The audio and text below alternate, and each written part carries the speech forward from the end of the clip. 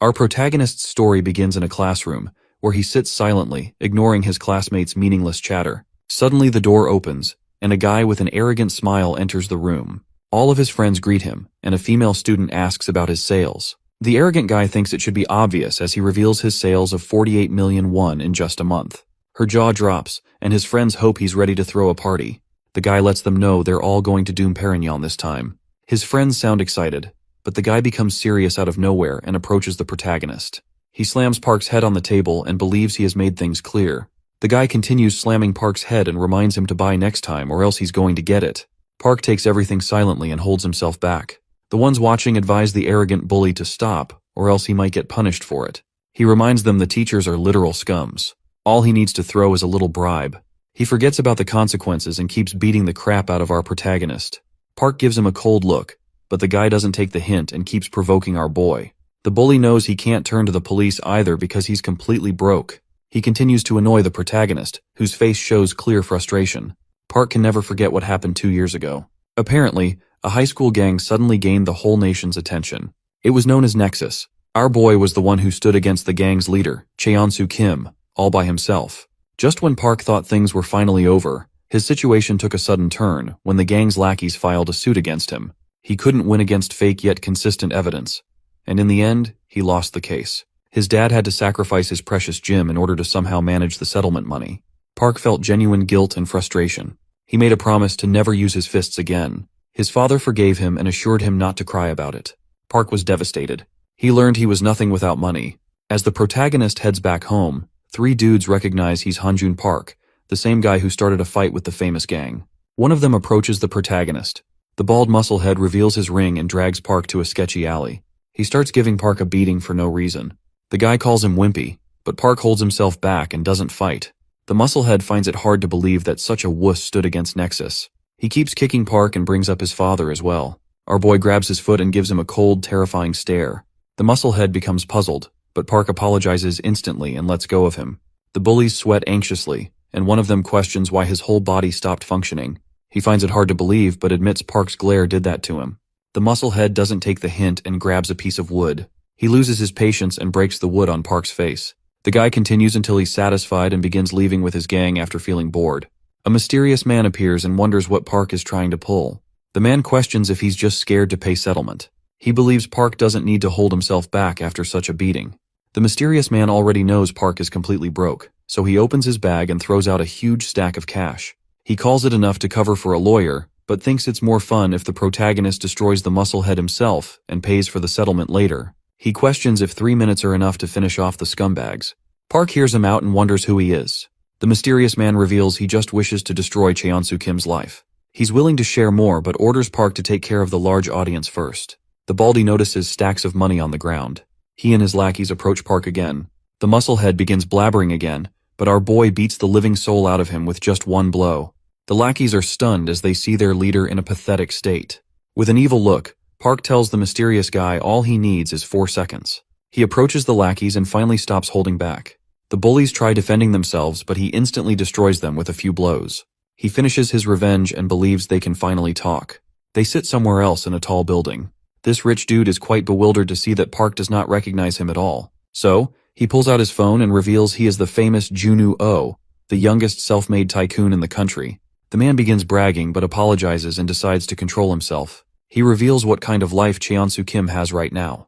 He's a model student who's setting an example for his classmates, the price of the Korean gaming scene. Junuo calls it complete bullshit and feels frustrated. He reveals Cheonsu, with a crappy past, still controls the back alleys as a side gig, while his victim Park got owned and now lives a shitty life, like he's some beggar. Junu is confident he can do anything with money, but the reason he's holding back is because he wishes to destroy the scumbag's life in his own way, a crappy, low, and disgusting manner. He wants to push Cheonsu and his goons to complete rock bottom. From today, Junu is willing to take care of every expense the protagonist has, from hunting down the scumbag to pursuing an easier life. He's even ready to cover the gym business Park's father lost. Junu hopes our boy lends him his fists. That's his only wish. Park asks why he's after Cheonsu. Junu's expression changes instantly. He believes it's not necessary but assures Park he will slowly learn everything. The next day, Park walks towards his class confidently, as he knows there's no reason to worry about money anymore. He swings open the door and hears the Nexus small fry threatening everyone again. Mogul orders everyone to spend $300 on his new line again. Park and Junu have a common enemy. Junu has ordered Park to clean the Nexus small fries from his school first. Mogul decides to check the order history and reminds the students he won't go easy this time. His friends laugh and enjoy the moment while some students become terrified. Park approaches Mogul and wonders if money is everything in this world. He prepares his fists and admits everything people desire comes from money. With a single punch, Park destroys Mogul, shocking everyone in the class. He finally accepts the fact that money is status itself. Mogul remembers he feared nothing. He could beat anyone, but then he met the protagonist one day. When he witnessed Park throw hands, he realized he stood zero chance against such a powerful guy. It was as if Park was not human. He fought like a wild beast. But he got unlucky when he met Cheon-soo. The gang leader destroyed Park with lawsuits, took everything away, and dropped him on his knees. That's when Mogul finally learned money is amazing. Money can solve anything. He began working on his online store and forced his classmates to buy his crap. As soon as he got rich, Park was nothing more than a tamed beast. Mogul finally reached the top of the food chain using his money. As he gets punched the crap out of him in the present time, Mogul wonders why he's getting destroyed now. The guy tries to defend himself, but Park gives him zero chances and continues wrecking his ass. Mogul finds it unbelievable. He feels humiliated as he notices the whole class watching his ass get beaten up. Park slams him on the door. Mogul gets up in frustration and tries to speak, but notices the terrifying look on Park's face. He realizes he's done for, so Mogul pathetically calls his friend for help. The fatty is too terrified of Park, so he decides to just completely ignore everything. Mogul begins feeling hopeless. He pulls out his phone for evidence and reminds Park he's completely broke, but our boy ignores his words and continues kicking his face. Mogul finally gets what he deserves as he starts feeling the extreme pain. The guy hopes he can survive after this. He somehow manages to open the door and tries running away to at least save his life. The guy calms himself down and tries thinking rationally. Park follows his pathetic ass with the intent to kill. Mogul believes he won't win against a gym rat. He remembers he has the perfect guy for this job. Mogul opens the gym's door and starts begging Seung to save his life. Park catches up, so Mogul pathetically hides behind the gym rat and orders him to somehow beat Park and stop him. The gym rat thinks about it and demands $2 million for the job. Mogul agrees to it, as he has nowhere else to run. Seung drops the weights and apologizes in advance since he needs money for college preparation. Park understands he's desperate, so he pulls out a stack of money from his jacket and advises the musclehead to avoid straining his body. He orders Seung to stay out of it, and the guy listens with no objection. Mogul screams in frustration, but Park grabs the scumbag and throws him out the window. Mogul falls in front of a teacher. The old guy questions what's happening. He notices it's Park's doing, so the teacher starts screaming at him. Once school is over, they both get called to his office. The teacher doesn't let this one slide. He reminds Park what happened 2 years ago, and makes it clear he won't stop his expulsion a second time. Mogul sits confidently as the teacher talks about Park's poor father. The protagonist loses his patience and hits Mogul with a soul-crushing punch. The teacher becomes frustrated and tries to stop Park, but he continues to beat the crap out of Mogul. The bully finally learns his lesson. A man enters the room and advises Park to stop now. The teacher questions who he is. The mysterious man introduces himself as Byung-gwon Kim, associate lawyer at KR. The teacher recognizes the guy but wonders why he's here. At Junu's building, Park questions how he pulled it off. He remembers the principal started licking his boots after finishing his conversation with the lawyer. The scumbag bully got expelled instantly as well. Junu calls it easy and believes the guy paid for his shitty behavior. Park is curious about the principal. Junu reveals taking care of him was child's play. The old man has been skulking around a lot lately, so Junu just used the evidence to shut him up for good. Junu shares he's still not done with the principal yet. He's just using the old man to send the bully to juvenile. Once that's over, he's planning on putting the principal behind bars as well. He's determined to not let anyone off the hook. He stops talking about himself and asks if Park is feeling a bit lighter. The protagonist is still not satisfied. Junu understands it's still too early to get a thanks from Park. He realizes he should be the one thanking Park. Junu shows his gratitude in advance. Mogul is unable to control his frustration anymore. He's determined to take his revenge on Park and end his life.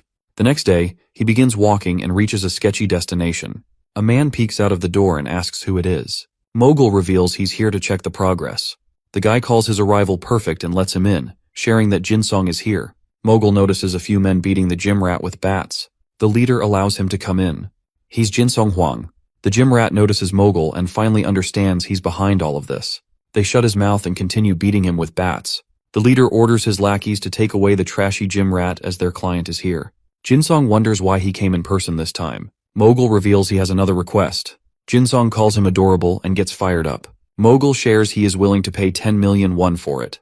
The yellow-haired lackey is surprised. He advises his leader to accept the request and asks Mogul to explain more. Jinsong smashes his lackey's head with a bat and orders him to keep his mouth shut. He believes Mogul is after a big fish this time. The scumbag shares he wants Hanjun Park dead. Jinsong gives him a cold stare and orders him to leave, as he is not dumb enough to stand someone like Park for 10 million. Mogul shares he's willing to pay 10 million up front, and once they finish the job, he will hand over another 10 million.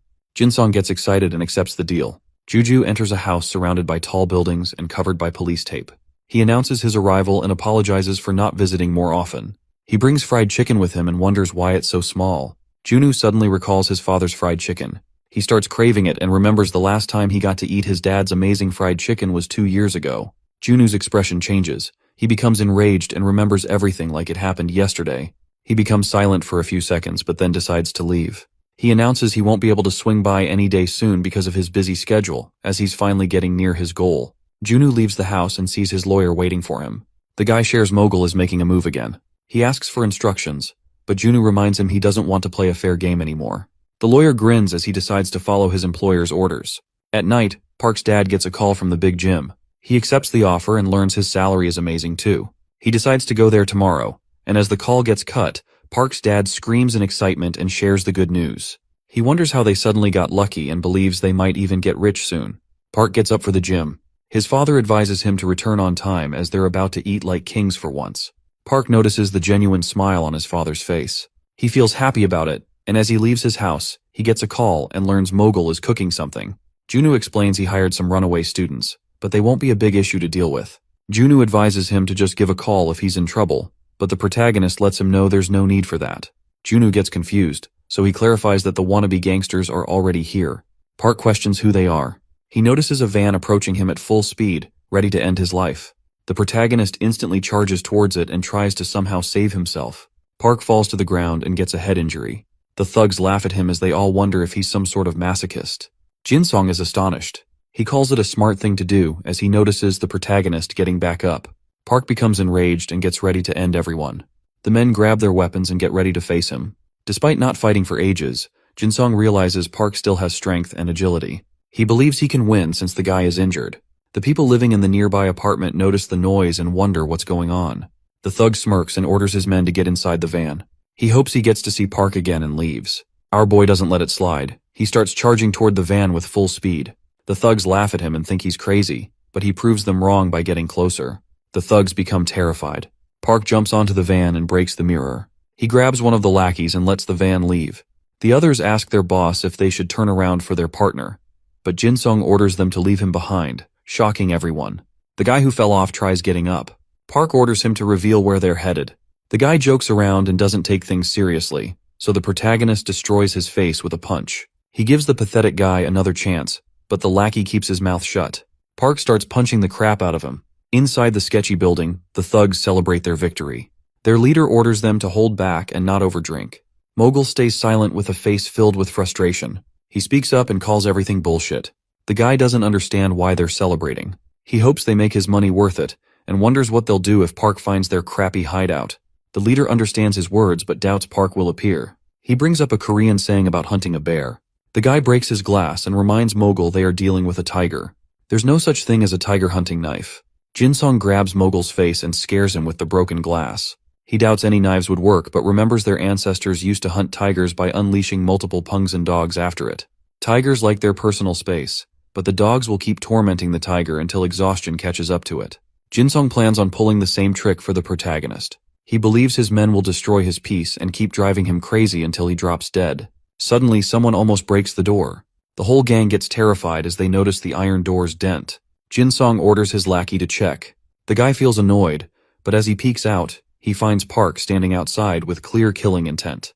They're all shocked to see he found their hideout so quickly, but their leader orders them to chill out, as Park can't break through an iron door. They all assume he left after a few minutes.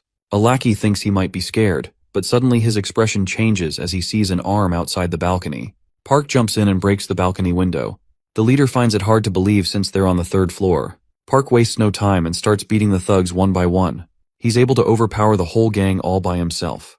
Park destroys a few men and turns back to teach the rest of the gang a lesson, As they all face Park, Mogul becomes terrified but observes Jinsong is keeping his shit together. He remembers the thugs took out Seong with no effort, so he tries to assure himself and believes the leader is still hiding some special moves or tactics. He begins hoping and thinks the gang might be able to beat Park. Jinsong orders his men to attack. They all charge in with weapons, but Park remains unfazed. He grabs one by the leg and slams him into the wall. Another thug tries attacking from behind, but Park beats the crap out of him and pins him down. The yellow-haired lackey breaks a bat on Park's head and thinks he did some damage, but Park quickly proves the guy wrong by throwing him out the third floor's window. The pathetic weakling hits the ground. A biker girl comes out of nowhere and approaches the lackey. His consciousness starts to fade away, but the cute girl asks if Park is up there fighting. He happily tells her she is right and tries spouting more bullshit, so she just hits the guy with her helmet and leaves. The biker girl informs Junu about Park's situation. Junu sounds concerned, but the dumb girl ignores his words and starts blabbering about some cute purses she saw online. She demands money for any further information, which annoys Junu, but he sends the cash to satisfy her first. She gives him Park's location. Inside the apartment, Jinsong comes face to face with Park as he is the only one left. Mogul lies on the side with a pathetic beat-up face. The leader admits they couldn't do shit against Park. He assumes he got spared because Park needs something from him. The protagonist calls him wrong and tries choking him. He just wanted to save the worst one for last. Jinsong realizes he's done for. The guy uses his bat but gets slammed onto the ground. Park begins wrecking his face. As he's punching the leader, a boy with tears in his eyes stops Park. He begs and calls it unfair, saying he's already suffering enough and can't handle the expenses as an orphan. Park hears his complaints, but the orphan starts losing his mind as he questions what he did to deserve all of this. Junu finally appears and looks at the horrible mess Park made. The orphan questions who he is and starts trembling as he assumes Junu is the one who ordered Park to do all this. Junu introduces himself and shares that he is willing to pay for the damage. The crybaby finally shuts up and demands 10 million won. Junu makes him happy by giving him 50 million instead. Jinsong, in a pathetic state, calls our boy a literal monster, saying no human can be this strong. He realizes he had lost from the beginning, so he makes a smart move and tries saving himself by jumping off the building. He almost succeeds, but Park grabs his collar and tries pulling him up, as he's still not done with the guy. Jinsong knows he's getting killed if he doesn't somehow escape, so the guy pulls out his knife to scare him. Park lets him go, and the scumbag pathetically falls to the ground from the third floor. He somehow manages to get up and run away despite having severe injuries. Junu calls it a strong will to live. A beat-up lackey begins laughing and calls Park dumb as he's just gotten himself stuck in a huge mess. He reminds them about Jinsong's father and reveals the guy is the chairman of PJ, the shipping behemoth. The lackey believes his leader's father will make the two of them vanish into thin air.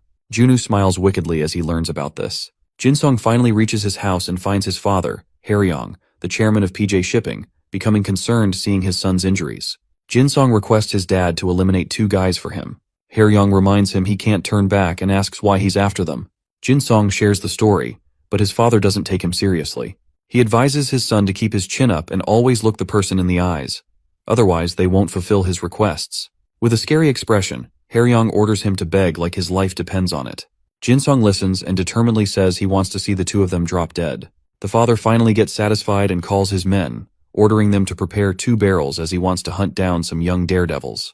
The gang reaches a construction site. Junu finds it pathetic and stupid to involve a guerrilla troop in a high school feud. Haryong calls the guy cocky and wonders why he wants to die so badly. Junu moves forward and reveals no one wants to die, so he came here with a plan. He asks Haryong to guess it. The guy becomes confused, but his jaw instantly drops as he recognizes Junu. He becomes terrified and suddenly receives a call. Haryong almost pisses his pants when he learns the shipping deal has been cancelled by the OJ affiliates on Junu's personal order. The young tycoon laughs menacingly as he realizes his plan worked. Haryong instantly drops to his knees and starts begging. His men don't understand anything, but he orders them to just shut up. Since he's finally behaving properly, Junu orders him to get rid of his apes first. The gang of men leaves without wasting a second. Haryong begins begging again, as the deal means everything to him. He doubts his company can last without their partnership with OJ. Junu doesn't mind fixing the mess, but he wants to avoid getting his company's personal image destroyed. He's not in the mood to partner up with a gang boss's father, as he wants to maintain a perfect image. Haryong promises he'll make sure his son never sets foot in Korea again. Jinsong tries to speak in between, but his father punches him in the face and begins beating the crap out of him. Junu laughs at the sight but orders the guy to stop, as it is enough. He believes sending the kid abroad sounds more like a treat, so he's not satisfied with it. He shares his own idea to discipline the scumbag. Haryong is willing to do anything for his company, so Junwoo tells him Jin Song's mess cost him 50 million today, which is a huge sum for some. He wants the kid to work it off, but Haryong doubts his son can pay up that much money.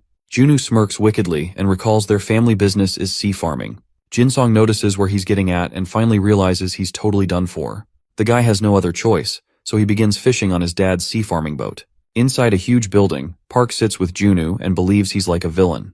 Junwoo admits he's not playing fair, but advises the protagonist to just ignore the matters that can be solved with money. He doesn't want our boy to get injured for no reason. Park tries putting up a tough act, but the girl from yesterday appears and points out the bruises on his neck.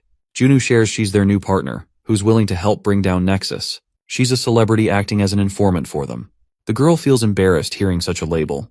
Her name is Seoyeon Choi, and she feels a bit shocked as she assumed Park looked like a trucker after hearing so much about him. She calls our boy a dapper, but Junwoo reminds her not to get so close. She gives him a middle finger and lets him know she'll take a trucker instead.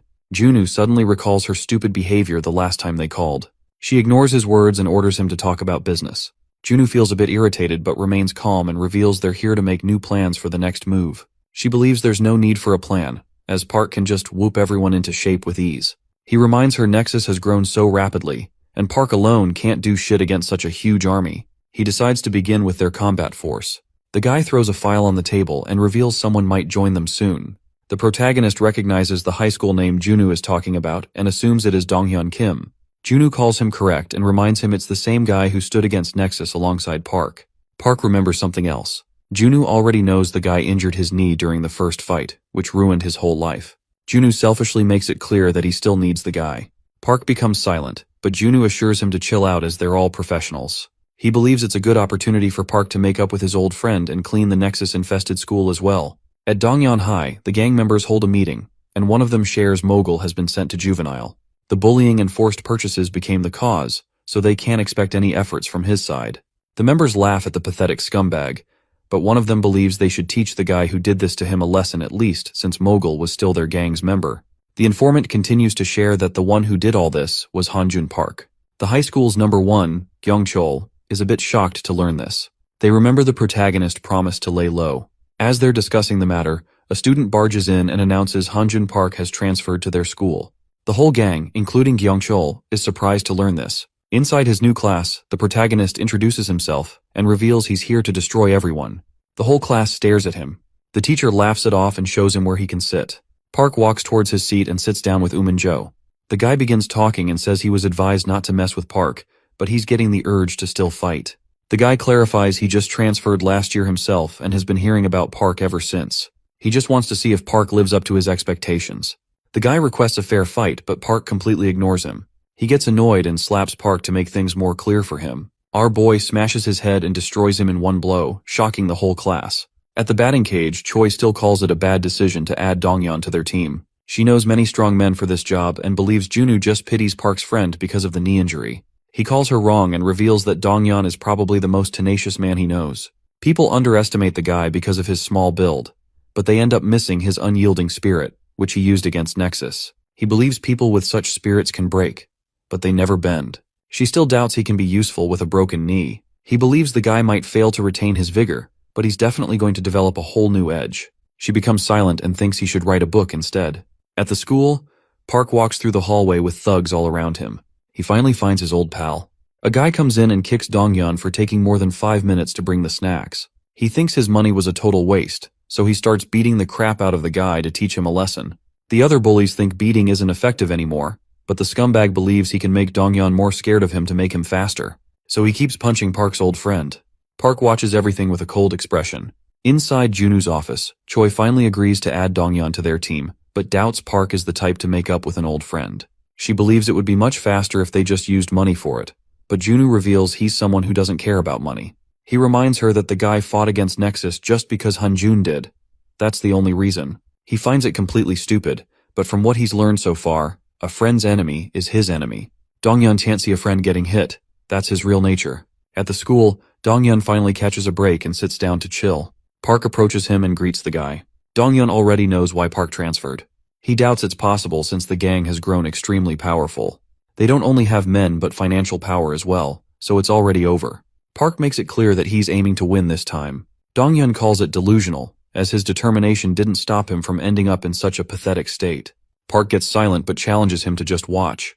The leader observes them from the school window and calls it wimpy, seeing the guy team up with Donghyun. He orders his men to get ready to take the protagonist down. At the hospital, the doctor is happy that Donghyun is going easy on himself, but he reminds the boy that he might lose his mobility forever if he keeps waiting. He advises him to see a surgeon, even if it's expensive. Donghyun becomes silent, and as he leaves, Kyungchul approaches him and questions what the doctor said.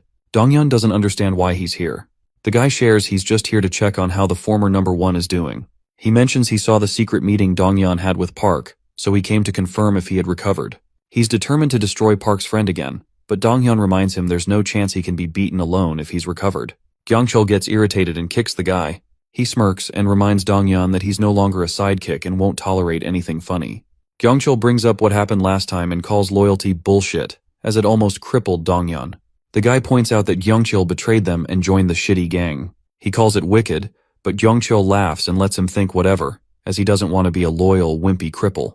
He doubts the guy can keep his loyalty up this time. At the school, Park sits silently as an announcement begins. Kyungchul introduces himself and tells the whole school that the famous Hanjun Park, who stood against Nexus 2 years ago, is here to break it. He calls it bullshit and warns Park to get ready. The whole class gets up and begins preparing themselves to fight the protagonist. Kyungchul admits he can't do anything in a one-on-one, but he doesn't have interest in playing fair. An army of students walks towards Park's class with weapons in their hands as the leader orders his men to get ready, saying they're about to teach Park a lesson. A few men fly out of the classroom, completely injured. The ones in the hallway get terrified and find out Park has already taken care of everyone. They're shocked to see the whole class has been defeated already. The protagonist comes out with an evil expression and invites everyone to come attack him. The huge army of students charges at once, but Park faces all of them without hesitation. As he beats the crap out of the whole gang, Donghyun tries ignoring everything and holds himself back. The fight continues. The whole school tries defeating the protagonist, but he's able to face everyone alone. The men call him crazy and realize he wasn't kidding about destroying them. They try putting him in a lock. Park struggles and ends up getting caught. A few men hold him down and begin punching him, but he's able to free himself in mere seconds. Park wrecks everyone around him. He continues beating the crap out of them, and one by one takes care of the whole school. Park barely manages to survive, and as he heads back inside, he sees more men waiting for him. They're disappointed to see he's already tired, as the show hasn't even started yet. They all charge toward the exhausted tiger while Donghyun sits inside his classroom and tries to just ignore everything. He doubts Park can win, so his efforts will be completely useless. Choi appears and assumes Park is probably at his limits. She tries to shame Donghyun for ignoring his friend. The girl introduces herself as Park's co-worker. Donghyun feels ashamed but tells her he's too weak to fight. She smiles and shares she's already aware. She reveals the protagonist already had an idea that things would turn out this way. Even though he was told to just run away, he didn't. She tells Donghyun the reason he's still fighting is because Park wants to prove something to him. The guy suddenly remembers his friend's words and becomes silent. She assures him he's not going to regret anything, which makes Donghyun think about his decision again. Inside the hallway, Park finishes taking care of all the men. He's completely out of breath after facing such a huge army, but Kyungchul appears with more men. He praises Park for how strong he is, but doubts he can keep this up against the top 10 strongest students of the school. Kyungchul makes it clear for Park, but our boy remains determined and takes a fighting stance once again. The men charge at him to attack, but before their punch connects, Donghyun hits one with a wiper and hopes Park stops taking the spotlight every time. The thugs call him a sneaky rat, but Kyungchul orders them to calm down as they can just take both of them down together. They all attack Donghyun as well, but he easily takes down one of them. Another comes forward and grabs him, but despite the pain, he beats the guy up and continues to fight. Park keeps throwing punches as well, and together they become unstoppable. The men realize they're in real trouble and question why their targets are so strong. As they face everyone, the protagonist apologizes. Donghyun shares that he used to hate Park for whatever went down, but he admits he just needed to put the blame on someone. Park smiles as he hears this. The leader jumps in to ruin the moment, and as he tries attacking both of them, they dodge. Donghyun shares that he wishes to handle the guy himself. Park and his friend run towards a door. He calls them wimps and chases after them, but Park grabs him and throws him inside the room. Donghyun locks it from the inside so he can fight Kyungchul with no interference. Kyungchul finds it stupid. Donghyun admits it might seem like that for a friendless guy like him. The man becomes angry and charges forward to attack, but Donghyun hits him hard and pushes him back. Kyungchul remains persistent and grabs Donghyun's legs. He picks the guy up and smashes him onto the glass door, breaking it. He succeeds in breaking Donghyun's weapon and believes he can't do anything without it. Donghyun removes his shirt and ties it onto his fist. Gyongchul calls it funny, but as they both exchange blows, Donghyun uses the shirt to grab the thug by his face and pin him onto the ground. He starts smashing the guy's face, but Gyongchul grabs his leg and drags him down as well. He's finally able to free himself. Gyongchul makes it clear that he's not what he used to be as he squeezes Donghyun's injured leg. The guy screams in pain and lets Gyongchul go. As the leader finally gets up, he catches his breath and becomes determined to someday take his revenge. Donghyun orders him to stop, which surprises Gyongchul, as he thought the guy had finally learned his lesson. Park's friend gets up despite the pain, but Gyongchul begins punching the crap out of him until he finally drops. Gyongchul becomes tired and tries leaving. Donghyun orders him to wait once more and begins collecting the glass shards. Gyongchul feels frustrated, so he charges in without thinking. Park's friend uses this opportunity to throw the shards and destroy the guy with an uppercut. He continues to beat Gyongchul. The guy doesn't expect anyone to understand, but still reveals he's going to feel embarrassed later in front of Park if he doesn't win this fight. Gyongchul begins losing his vision after taking punches from the guy persistently. Donghyun remembers everything he went through and lands the last blow to knock out the musclehead. His leg hurts, but Donghyun ignores it and walks out to find out his friend actually won.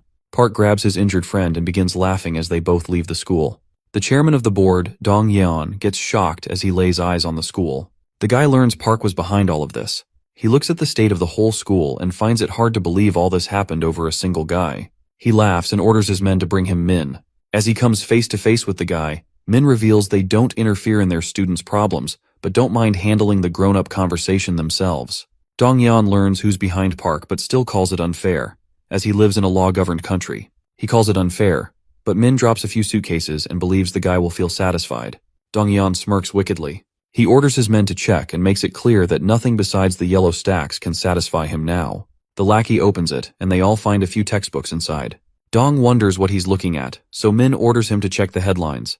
He finds information about his gang recruiting DY graduates, and the headline also has evidence of DY stealing subsidies, committing tax fraud, and much more. Min warns him to back off, otherwise he's ready to dig deeper. Dong becomes enraged and threatens the guy, reminding him of the situation he's in right now. He wonders why Min is still sitting unfazed. The Four Eyes tells him things won't stop with his death, and if KR and DY fight each other, he doubts Dong will win.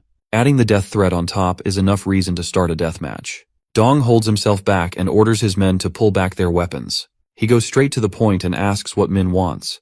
The Four Eyes demands the whole school, which surprises Dong.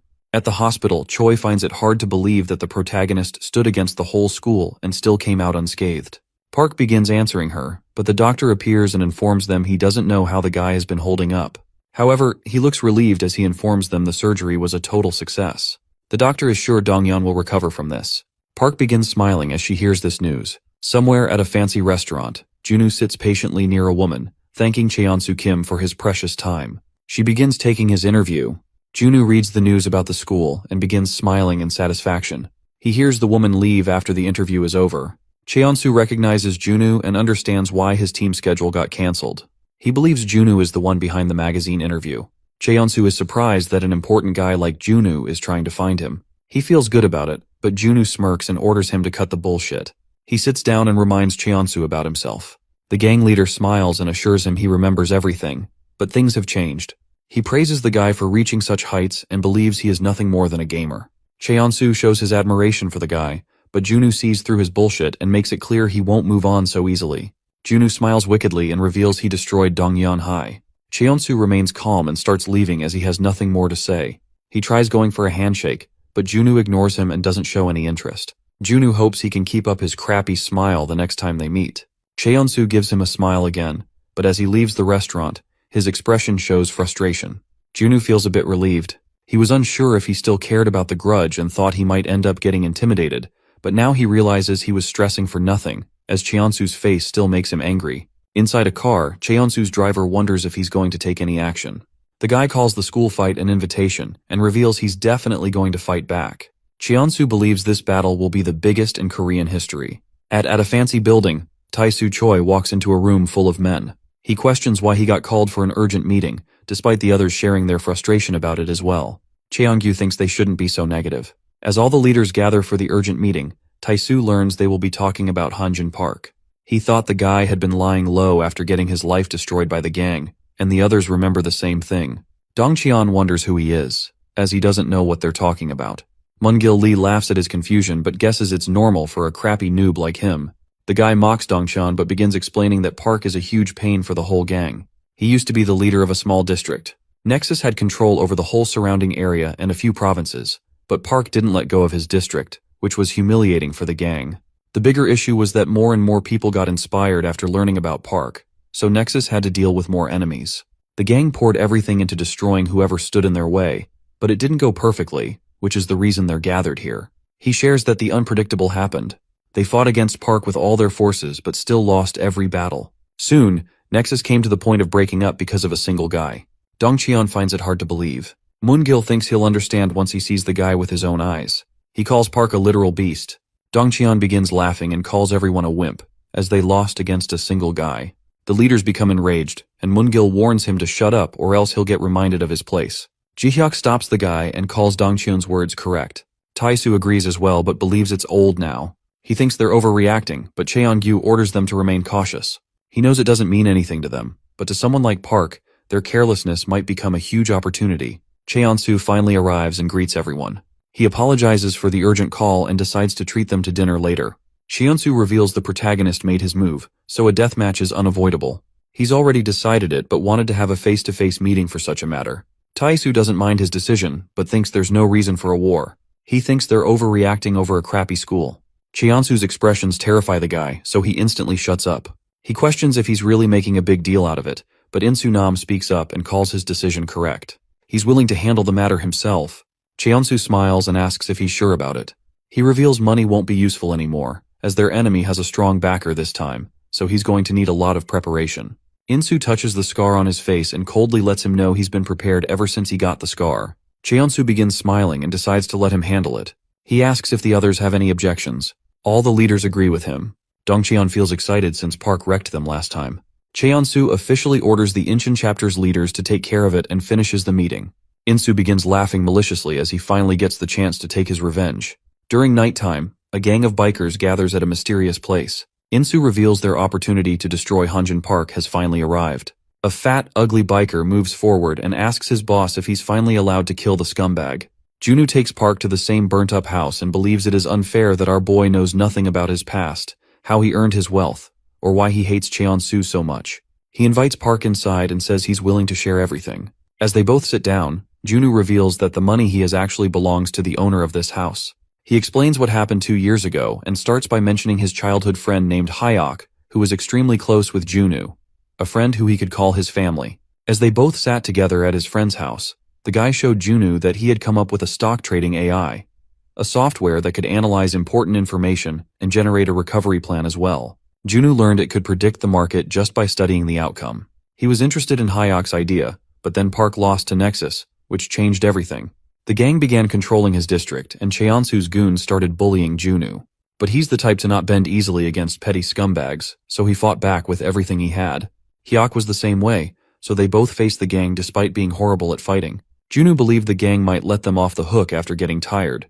But he was completely wrong, as the gang burned down his friend's house for revenge. He confronted the goons about it, but they called his friend unlucky and silenced him forever through straight-up violence. He became helpless, and the fire inside him slowly began to fade away. He didn't see any hope in life and decided to just kill himself. He thought about wiping his existence from the world, so he started with his friend's laptop. He decided to just liquidate the account, but his expression instantly changed as he laid eyes on the account's progress. He couldn't believe it at first, but the money didn't spark anything as he didn't care anymore. He wished his friend could witness the fruits of his own invention. Junu felt extreme anger, but it gave him a reason to not end his life. It's his friend's money, so he wants to spend it destroying Cheonsu and his gang. Park wonders why he's sharing so much, and Junu becomes straightforward and reveals it's just to gaslight the protagonist so he never gives up on chasing Nexus. Later that night, Junu calls Choi and tells her he shared his crappy story with Park. She finds it funny and wonders if he's trying to make a friend. Junu feels embarrassed and orders her to shut up. Choi becomes serious and reminds him that the Incheon chapter scumbags are coming after him this time. She hopes he remains cautious since his enemies are literal muscleheads who don't use their brains. Junu calls her correct as he realizes his car is surrounded. He knows it's them since no one with a brain would pull such crap in the middle of the road. The bikers throw buckets of paint to stop the car from escaping. The driver becomes frustrated, so he instructs Junu to hold tight as he tries to somehow escape. Choi hears the commotion and questions what's happening. Junwoo passes out as he hits his head because of the ambush. Insu gets a call from Choi and assumes she's his girlfriend, so he orders her to inform Park that he's waiting patiently at the JQ distribution center with a cocky attitude. She tries to warn him, but the crappy guy ends the call, and she feels frustrated after being ridiculed. Elsewhere, Park walks back home and recalls his conversation with Junwoo. He calls it exaggerated, as he was never planning on giving up. Choi appears on her bike and asks him to quickly hop on. She fills him in about the situation. Junwoo finally wakes up at the distribution center and notices he's surrounded by Incheon goons. The fat gorilla, who's the number 2 of Incheon, notices Junwoo woke up. He thinks about knocking Junwoo out again, but Insu stops him, as they're just holding the guy as bait for Park. Junwoo recognizes who they are and starts laughing out loud. He calls them stupid for just straight up kidnapping the chairman of a leading company without hesitation. He praises their crappy plan and feels like hiring them for it, but Junwoo advises Insu to have some self-awareness. He reminds the scumbag that they're the weakest goons and clearly remembers Insu pathetically kneeling down and groveling in front of Park for mercy just 2 years ago. Junwoo doubts they can hold their ground against Park. The gorilla lackey becomes angry, but Insu stops him and moves forward to handle it himself. Insu believes Junwoo knows a little about his chapter but guesses he doesn't know only one wimp knelt down, not the entire chapter. Junwoo smiles and asks him to go easy on his brother, since he knelt down to save Insu's pathetic ass. The gorilla goon becomes angry and warns him to shut his crap, but Junwoo keeps speaking with a cocky attitude. He loses his patience and tries punching Junwoo, but a lackey enters and informs Insu that Park is approaching. Insu smirks maliciously and orders Banjung to save his anger for the real threat. Junwoo praises Park for his timing. Banjung smacks Junwoo into a wall and begins walking toward the entrance in rage. Junwoo learns the loser has no patience. Insu doesn't give a crap about Park and remains confident, since the old leader knelt, not him. He challenges Junwoo to just watch, as the gang is nothing like before. Choi and Park get chased by a bunch of bikers. She tries to throw them off but gets frustrated as they keep chasing. Park informs her they stop chasing. The girl becomes confused, but Park orders her to look forward. Choi quickly stops her bike as they both find Banjung and his goons blocking the way. The gorilla comes face to face with the protagonist but holds himself back and orders them to follow him. He wants to kill the guy instantly, but his gang has some rules. Park follows the gorilla and begins heading toward the distribution center. Choi wonders why Banjung looks so big. She starts teasing the guy, but he completely ignores her. She keeps mocking him for his huge size, so he finally loses his patience and orders her to shut up. She finds it hard to control her curiosity and hopes he can answer a question of hers. She reminds him about his wimpy leader who groveled and promised he wouldn't fight again. She cheekily asks why they're still trying to hunt Park. The guy loses his control and tries to attack her, but Park comes forward and calls the girl right. Banjung stops holding back and decides to ignore the orders. He moves forward to whoop Park's ass, but the protagonist stands unfazed. Banjung was an ultra-strapping baby who became huge after hitting puberty. People call him the man-wrecker, but for the first time in his life he takes flight as the protagonist throws him away with a single kick. The fatty hits the ground headfirst, and his goons get surprised, getting their guards up. The protagonist enters the distribution center confidently with Choi. The goons realize they're in big trouble, so they take formation to jump in at once. Choi mocks them for ganging up. Junwoo orders the protagonist to quickly free him as his legs have gone numb. Insu removes his jacket and warms up, as he wants to handle Park all by himself. He greets the guy with a cocky attitude. Park recognizes he's Mansu's brother. Insu becomes serious and throws a punch. Despite not getting hit, Park's cheek starts bleeding. Insu shares how much he desired to have this fight. He doesn't waste a single second and throws a punch. Park tries dodging but still gets hit, which shocks him. Insu announces that today he's going to take revenge for the dishonor his gang suffered 2 years ago. Park ignores his words and begins attacking, but his kicks and punches don't connect. Insu is able to dodge all attacks easily. Park tries to hold his ground against the guy, but Insu connects a straight punch to his face and mocks him for being slow. The protagonist steps back and feels frustrated, but Insu motivates him to keep fighting as he wants to let out a lot more rage. Insu orders him to stand up with a cold expression. After the former leader got his ass whooped, Insu took 0 breaks and tirelessly worked hard because of the humiliation he felt. He felt shitty after learning his brother, the strongest in Incheon, had knelt down in front of Park without even fighting. Insu quit boxing because he wanted to become a real fighter. After that, Insu put himself through hell and destroyed 27 schools and multiple gangs just to get stronger to fight against the protagonist. He feels disappointed and questions why Park can't even hold his ground anymore. He's still angry about the embarrassment they faced 2 years ago. The guy continues to destroy Park and begins cornering him, which shocks Choi. She doubts he can win this battle. Junwoo orders her to be patient.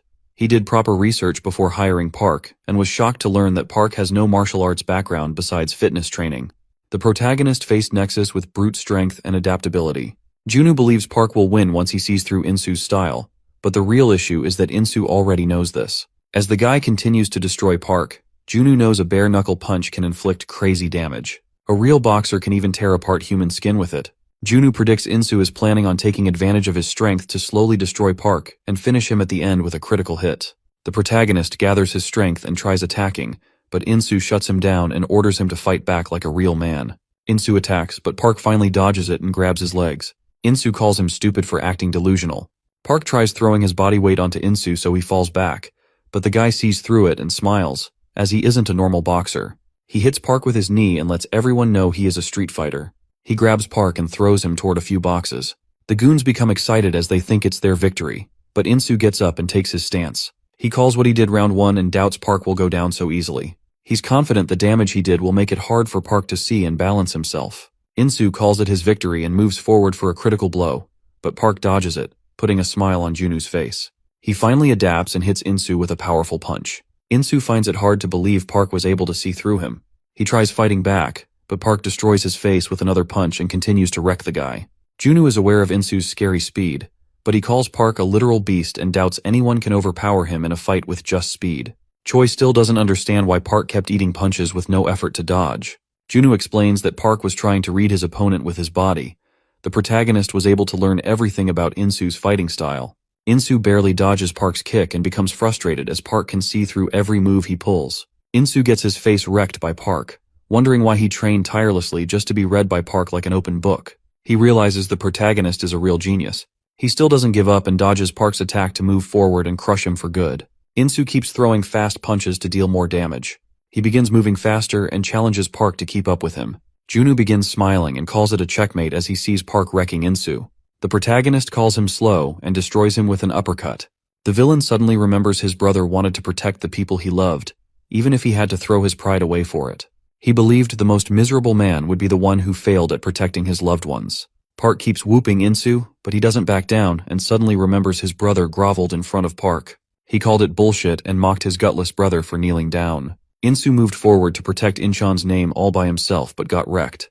In the present, Insu keeps standing determinedly. His men become concerned, and one of them asks why Banjung isn't doing anything. Insu starts losing his consciousness. He finally understands why his brother knelt down. The guy accepts that no man can fight against a beast like Park. He feels terrified and wishes he could run away but knows he has the responsibility of his whole gang on his shoulders. Banjung and the other goons charge towards Park to kill him. The gorilla orders everyone to destroy Park and assures he's willing to take responsibility, but Insu screams at them to stop. He falls down to his knees and announces that Park has won. Insu felt humiliated when the guy he used to call his boss fell down on his knees and groveled, but now he finally understands how heavy it was for his brother to kneel down with no one taking his side. He learns the one weighing his brother down was not Park, but his own men.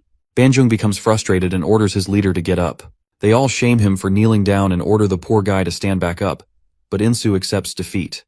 Junu moves forward and asks the goons to use their stupid brains. He tells them Insu is doing this to protect their sorry asses.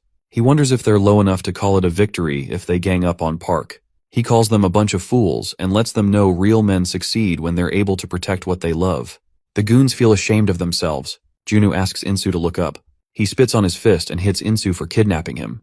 Junu feels good and thinks he deserves gratitude for not sending them straight to jail. He calls it even and brings up the debt their gang has to pay Nexus. He knows the goons also need to pay the huge sum their old leader took from the shitty gang for the sake of his goons' families. Junu shocks them by saying he paid everything off.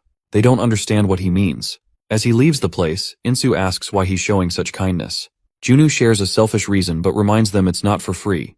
He asks them to check their phones for a message and shares he paid for their whole tuition, so he hopes they study as hard as they can and someday work like hell to pay him back. He's aware they've been trying to pay off the debt using the money they earned doing honest jobs. Junu knows they've been doing everything in their power. He reveals the only reason he's doing this is because of the grit Insu has despite all the hardships. Choi mocks him for being so nice. He gets embarrassed and orders her to shut up. Insu bows down and shows his gratitude. He promises he's definitely going to pay every penny back someday. Junu orders him to keep his crap shut and begins leaving. Insu apologizes to his men and turns back to bow down as he ruined their honor again. He determinedly announces such humiliation won't happen again, and from this day forward, they have nothing to do with Nexus. He asks if they're willing to side with him for a better future. The gang yells out they will. The next day, Junwoo praises his team as they were able to deal with Incheon. Park wonders what's wrong with Choi. She receives 40,000 from Junwoo and begins laughing as she feels amazing. The girl hopes he keeps getting kidnapped every day. Junwoo feels insulted, but she apologizes and shares she can't contain her happiness anymore. Choi notices the protagonist has huge shoulders. She believes he will look amazing in a better outfit and asks if he's free this weekend. With a cheeky smile, Choi requests Park to go out shopping with her. At the mall, Choi starts laughing as she forces the protagonist to wear a stupid outfit. Seeing his angry expressions, she decides to have him try something else. Choi forces him to dress as a beat-up rock star. She takes a picture but notices his terrifying expressions and backs down. Junwoo advises her to get her act together. Choi decides to stop goofing around, so she asks the protagonist to wear something casual. He comes out after changing and looks amazing. Choi starts blushing but hides it and starts picking something else. A few men notice Choi and remember she's the insta-babe they've seen before. The blondie decides to approach, and his friends think he doesn't have a chance. But the guy points out she's hanging around such goons, so she probably has low standards. He wants to give her a taste of a real man. The guy calls influencers overrated fantasy toys. His friend starts glazing over him, so the guy confidently approaches Choi and tries to hit on her. He invites her on a date, but she questions who he even is. The stupid blondie doesn't take the hint, so he tries to convince Choi and puts his hand on her shoulder. Choi loses her patience, slaps him, and orders him to stay back. She lets him know she already heard his chatter earlier. She humiliates the guy in public, but he doesn't take the rejection well and tries punching her to teach Choi a lesson. The protagonist intervenes and smashes the crap out of him. The blondie's friend appears, but Park shows him no mercy and destroys him as well. The guy begins begging for mercy, crying and trying to convince Park to let him go. Choi encourages him even more and enjoys the show. A worker appears and threatens to call the police if they don't stop. Choi confirms they'll stop, but the lady mentions they need to pay for the damage as well. Both Park and Choi start staring at Junwoo for the money. He becomes frustrated, but tries to control himself. At a casino, Tae-soo learns Incheon got their ass whooped. He shares that he didn't expect much from those fools. He praises Junwoo for the cocky attitude as he learns the guy covered Incheon's debts. Tae-soo gambles against a lady who looks frustrated. He assures his leader not to care about Park as they're ready to begin fighting. Tae-soo cuts the call and focuses on the game. He smiles wickedly and orders the woman to check her card. She anxiously flips it and realizes she lost again. Tae-soo informs her she has reached her debt limit of 120 million after losing this round. He calls it a good game and orders his staff to take her away for her new life. She begs them to stop, and after a bit of crying, the woman agrees to do something. Junwoo stops leaving and hears her confirm she's willing to follow his orders. He begins grinning maliciously and asks if she's really sure about doing this to a close friend. The woman has no choice, so she agrees. He hands her Choi's pictures and hopes she doesn't go back on her word. At the hospital, the nurse finds Donghyun performing leg presses. She forces him to quickly get off as he still hasn't fully recovered. Junwoo greets the guy and asks if his recovery is progressing properly. Donghyun shows his gratitude and promises he'll pay back every single penny. But Junwoo assures him not to worry, and even lets Donghyun choose for himself. The guy is thankful, but makes it clear that he's definitely going to win against Nexus. He's doing it for himself only. Junwoo smiles wickedly and hopes he gets better quickly. At the huge building, Junwoo informs Park about his interaction. The protagonist feels glad. Junwoo goes back to business and believes things are going just as they predicted. He expects their next enemy to be the guy who loaned Incheon the money, Tae-soo and his Gyeonggi chapter. Junwoo doubts Park knows about the guy, so he reveals Tae-soo as the financial foundation of the gang, a greedy scumbag who makes money through loan sharking. Junwoo wants to prioritize destroying his chapter first. Junwoo wants Park to meet someone, so they both reach a random warehouse. Junwoo shows gratitude for the cooperation and begins talking to an anxious weirdo. The guy hopes they can protect him after this. After some convincing, he reveals Tae-soo is a literal Satan. He begins sharing his story and tells them he used to get a lot of compliments daily. His friends thought he could become a great influencer, and he liked their words because he wanted to become one himself.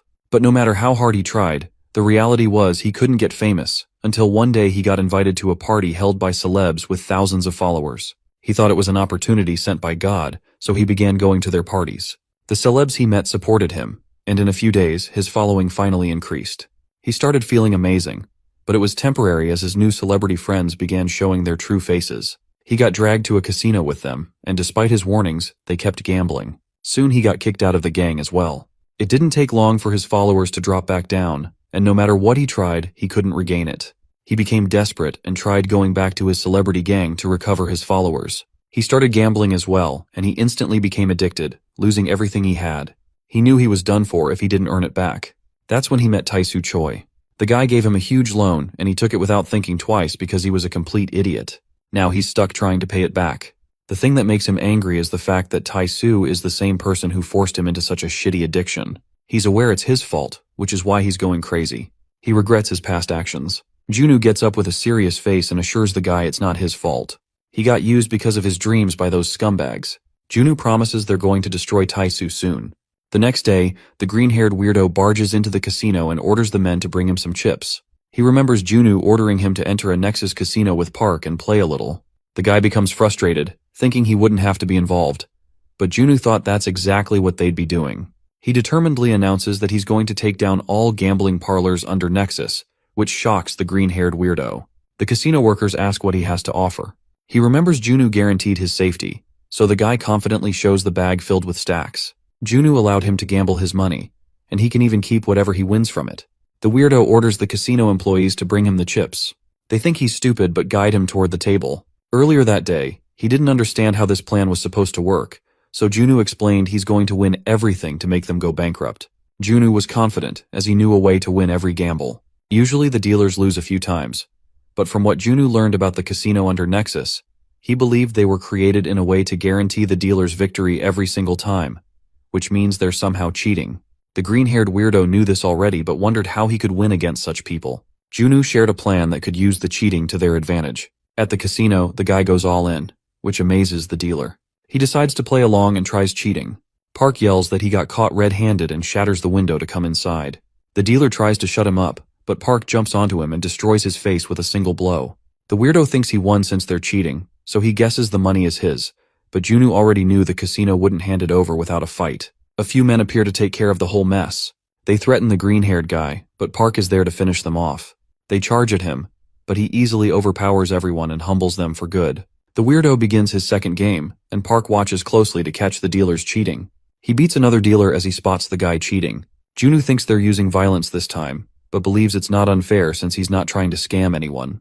At the headquarters of Taesu's chapter, a man fills him in on everything, which frustrates the guy. He admits Junwoo is playing an impressive game while sitting in front of Choi. She's disappointed in her friend, even though the other girl tries apologizing. Taesu says sorry for his rudeness as well and hopes she hears him out, as he has an opportunity that might be beneficial. Choi becomes curious, so the guy continues speaking and requests information about Junwoo's plans. He assures her he's willing to pay 3 times what Junwoo is giving her. The girl agrees instantly and seals the deal, which shocks the guy. She sends him the account number, but the guy remains cautious and lets her know if she lies, he's not going to show any kind of mercy. She laughs it off and calls herself a horrible liar. Choi receives the payment, so she begins explaining what they're hiding. Choi starts a countdown, confusing Taesu. She announces the plan to destroy his headquarters has begun, shocking him again. The door breaks open and Park walks in like a beast. The green-haired weirdo follows him inside for his sweet revenge. The men rush towards Park to beat him up, but he instantly beats them up with no effort. Taesu begins feeling hopeless and realizes no plan of his can ever help him win against such a beast. Taesu's top men ask him if killing is allowed. He grants them permission, so they smile and rip off their clothes for a serious fight. Taesu accepts he can't do anything in this situation, so he starts running as fast as he can. He knows the men he hired are just scarecrows with no real strength. The 2 men get destroyed by Park. Taesu tries calming himself down. He knows he doesn't have the power, but he was always able to somehow manage with money and influence. He believes he's capable of defeating Park.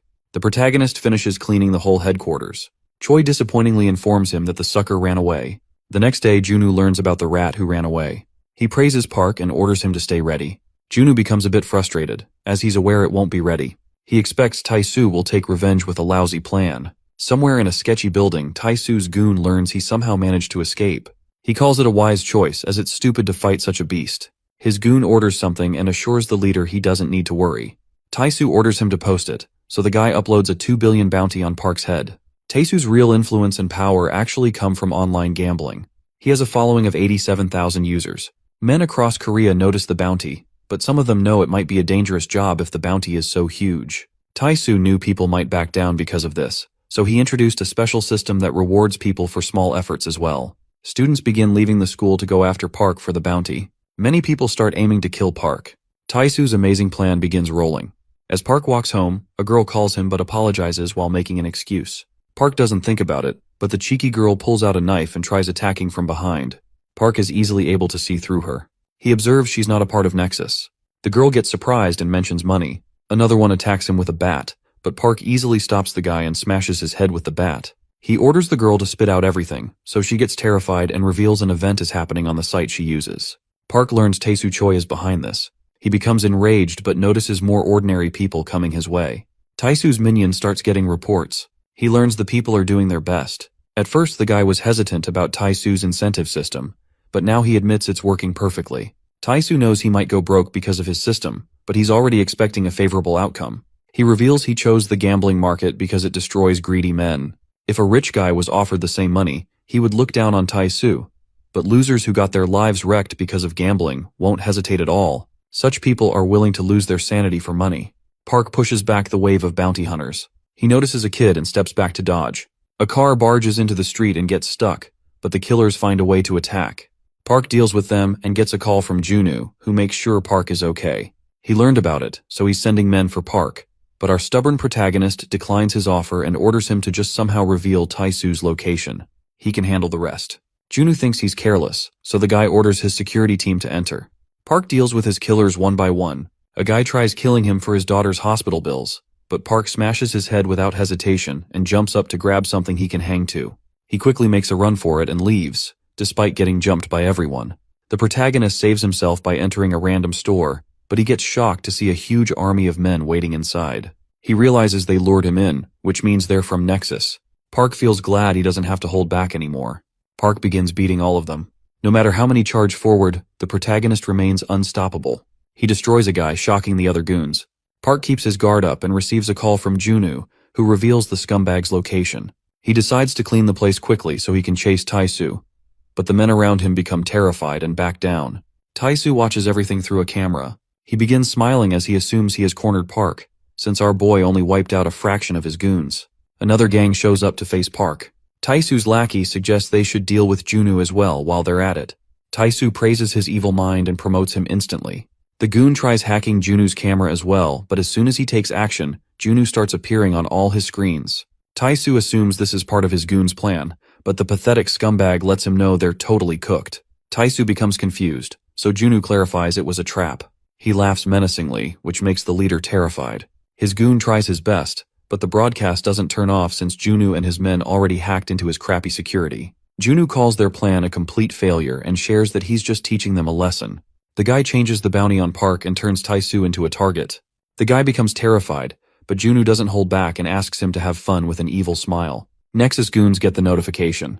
They realize they've lost, so the whole gang quickly retreats. Tae-soo becomes hopeless, and as he suddenly hears a knock on the door, he orders his crappy lackey to take the money out of his safe, as they're both about to go underground for a while. The men begin chasing Tae-soo, but he keeps a cool head and tries prioritizing his own life over money. He's confident a new gambling website won't be hard to make, so he can maintain his wealth later if he lives. Suddenly, Tae-soo sees his goon getting completely wrecked. He falls onto Tae-soo and stops him. The leader becomes terrified as he notices Park has caught up. The protagonist wonders why he's in such a hurry, with a scary expression. The pathetic guy realizes his whole body is trembling in fear. Tae-soo tries bluffing and warns the protagonist to stay back with his crappy excuses, but Park smashes his face with a kick. He doesn't let go of this opportunity and tries teaching Tae-soo a lesson, but the rat dodges and makes a run for it. Park doesn't let him slide so easily. Tae-soo warns him again. He reminds Park about what happened the last time and pathetically continues to convince our boy, but Park continues to smash his face. The guy tries using money, but Park doesn't hold back one bit. Tae-soo offers billions, but Park stomps his face and wrecks him. The pathetic scumbag crawls away and tries reasoning with Park. He throws all the money he has at Park but realizes there's no point since Park is acting like an animal. The protagonist becomes enraged hearing this, but finally stops as he sees the guy begging for his life pathetically. Park wishes he could teach the scumbag a lesson but steps back to let the gambling addicts handle it from here. A huge wave of men charges towards Tae-soo in hopes of 2 billion. Despite his words, they smash his head to keep him shut and begin trying to end his life for 2 billion won. Tae-soo screams in pain as he gets his shit wrecked by gambling slaves. The bounty expires, and Junwoo's lawyer informs him that Tae-soo only has a few weeks in ward before his life ends. The lawyer assures him he's going to take care of everything. Junwoo praises his amazing work and gets up as he wonders if this much is enough to make Cheon-soo Kim lose his head.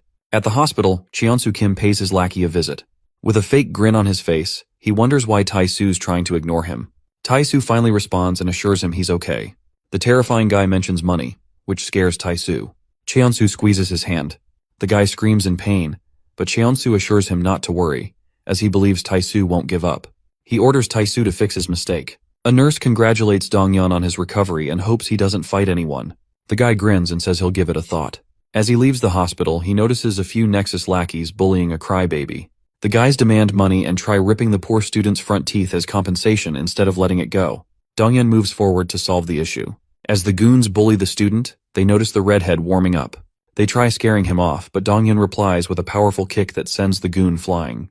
The other scumbags charge at him as they announce they're from Nexus, but Dong-yeon wrecks them both with no effort. He feels a bit off and learns a full recovery won't happen anytime soon. He thinks about increasing his weights and leaves. The goon gets up and finally recognizes he was dealing with Dong-yeon. The guy wonders if both him and Park are back in their prime again. Dong-yeon and Park were famous nationwide for their incredible strength. People used to show great interest in their stories of standing against Nexus. Now that Nexus has lost 2 chapters because of them, the two legends are suddenly gaining a lot of attention. Their videos are being posted online for entertainment. Some become terrified, but some feel more hopeful seeing these videos. Cheon-soo enters a martial arts building. He ignores everything and walks straight towards the rooftop. A guy greets him and learns it's not just a rumor. Cheon-soo confirms Hanjin Park is back in the game. The guy gets up as he assumes Cheon-soo came because he can't defeat the beast alone. Moon-young-baek becomes serious and hears Cheon-soo out. The Nexus leader reveals he needs someone equally strong to deal with Park. Moon-young reminds him about the last time. Cheon-soo confirms he remembers it. 2 years ago, Moon-young got used by the guy like a joke, and now he has the confidence to come back crawling with his crappy request. Cheon-soo makes a crappy excuse and assures the guy he's going to be rewarded. Cheon-soo offers him whatever he wishes for. Moon-young flexes his bicep as he hears this, but the guy suddenly becomes serious and asks if Cheon-soo is willing to sacrifice his throne for it. They both go silent for a second. Cheon-soo asks if Moon-young can handle Nexus with a terrifying expression. The musclehead realizes his leader still has the scary aura despite all that gaming crap. He takes back his words, knowing it's not a request but an order, so he assures Cheon-soo he'll quickly take action. Moon-young is confident he can finish Park like last time, so he lets Cheon-soo know he expects a satisfying reward for it. Later that night, Moon-young recalls the interaction and believes Cheon-soo doesn't trust him one bit. The guy predicts his captain is planning on destroying both of them at once. Moon-young's goon finds it hard to make a decision as he starts getting a bad feeling. Moon-young wonders what he's up to and orders his man to kill the pathetic guy if he's not revealing anything. But his left-hand man, Ju-young, gets a bad feeling about it. He hates the victim's face and has learned everything he needed, but still feels weird. Moon-young orders him to finish the job and hears his right-hand man, Jong-young Lee, dying to know how the interaction went earlier. He assumes Cheon-soo is after Park, so the guy asks if he should let their boys know. Moon-young suddenly smiles, seeing his man's confidence. He realizes he was chickening out for no reason, and since he's finally getting a chance to reunite with his old homies, the guy becomes confident, but he's aware Park won't drop dead easily. Moon-young kills the victim, giving his men a good show. He announces he's coming after Cheon-soo once he's done dealing with Park. At Junu's office, Choi films herself while congratulating Dong-yeon on his recovery. Junu gets mad and orders her to cut the bullcrap. She calls it a discharge party, but he begins talking about business. Choi throws a stupid tantrum, annoying Junu even more. He thought their only objective was revenge, but she starts shaming him for it. Dong-yeon observes everything and wonders why Park is hanging out with such fools. The protagonist answers it's because they have the same enemy. Junu suddenly gets a call and learns Incheon got wrecked. Insu checks up on his gorilla friend and becomes frustrated as he sees Banjung's shitty condition. Junu tries to calm him down and wonders what happened. Insu believes they should stay out of it, but he becomes determined to take revenge for his gorilla homie. As the guy leaves, Banjung begins speaking and requests Park's help. He acted like he was asleep just to stop Insu from fighting, as he knows his crackhead friend will jump in with no hesitation. Junu is aware Nexus is behind this, but he wonders who exactly did it. Banjung reveals Moon-young is behind all of this. Dong-yeon recognizes the bruise on his leg and confirms it's the work of the same guy who destroyed his knee the last time. Cheon-soo meets someone and thanks him for the support. He gives the guy credit for their success and believes he can proceed with his plan now. He confirms all high schoolers around the whole nation will soon be playing the game his company created until his game comes to the top. Cheon-soo is aiming to increase the share prices by a huge margin. The other guy still doubts him, but Cheon-soo confidently confirms he'll make it possible. The man decides to trust Cheon-soo with his plan. Inside the elevator, a guy with his identity completely hidden believes the games are not that great, but he has already taken action. Cheon-soo smiles and calls him a trustworthy lackey. The mysterious man, known as Lion Kim, skips the bullcrap and starts questioning about Park. He believes a counterattack using Moonyoung is a bit stupid, as the guy might create too many problems. Cheonsu gives him a weird example and just orders the guy to sit back and enjoy watching them fight. Lion Kim gets his example and leaves the question. At the gym, Donghyun goes all out and squats heavy weight to build strength. Choi ignores the real workouts and focuses only on taking pictures. She suggests they should make a video together. Donghyun sees through her and asks what's wrong. With a cheeky expression, Choi starts mentioning Moonyoung and requests Donghyun to reveal what happened in the past. He calls the guy a complete genius and explains he has only seen 3 all his life. The first 2 are Park and Cheonsu, and the last one is Moonyoung. He shares that Park and he conquered their district 2 years ago. No one had the guts to stand against them. Even Nexus was afraid. But then, a few months later, Donghyun learned a guy from the US transferred to his school and destroyed everyone on the first day. It was hard for him to believe. But soon Moonyoung changed schools again to enter their district. He changed many things and took over nearby schools to make them fight each other. The losers became his target, and Moonyoung was doing this just for giggles. He was a crappy human, but a few days later, even Donghyun's school became his target. He got invited to settle everything at a park nearby, but after waiting for hours, Donghyun got played by Moonyoung and his cheap tricks. The scumbag disappeared for a while, but one day, a kid got beaten to a pulp again. Moonyoung was trying to wreck the guy little by little through crappy tricks. Donghyun had become frustrated, but then one day he finally got the chance to confront the scumbag. That's how his struggle against the crappy guy began. Moonyoung was disappointed as he saw the school's head looked like a twink, but Donghyun quickly proved him wrong by throwing the first kick. Moonyoung was surprised, but he dodged it with ease. The redhead questioned why he had played around all this time if he was wishing to die this badly. Donghyun continued attacking, but Moonyoung remained unscathed, and revealed he pulled such tricks just to piss him off. The guy finally fought back, and with just a punch, he almost shattered Donghyun's ribs. The redhead became more pissed off, but it didn't help as he got hit by a powerful punch. He realized Moonyoung was on par with the protagonist. If Park was a beast, then the scumbag was a viper who would get into his enemies' heads before crushing them in a fight. As things continued, Donghyun started feeling hopeless, and doubted he could get his vengeance as he got beaten to a pulp. But he remained calm and tried getting his shit together. The redhead stopped the viper and grabbed him with a leg lock. He destroyed Moonyoung's face with a head smash and finally freed himself. He admitted he had been taking Moonyoung lightly, but now had woken up thanks to the pain he went through. Moonyoung decided to get serious as well, and as the fight continued, both of them destroyed each other and got knocked out at once. The goons around them were shocked, but the 2 unyielding beasts got back up to settle it for good. Suddenly, they all heard police sirens, so everyone ran to save themselves.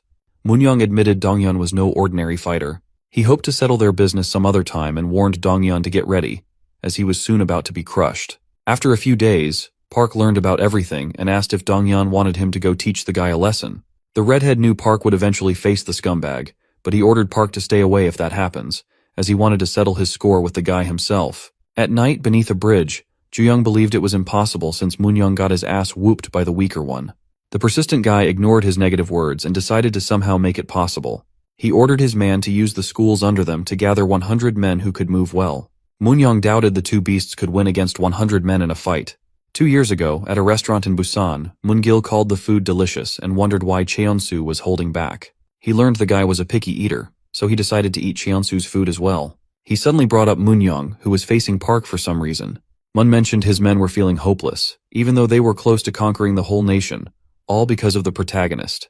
Cheonsu smiled and let the guy speak. Mun learned Moonyoung almost defeated Donghyun, so maybe they could use the guy to destroy Park for good.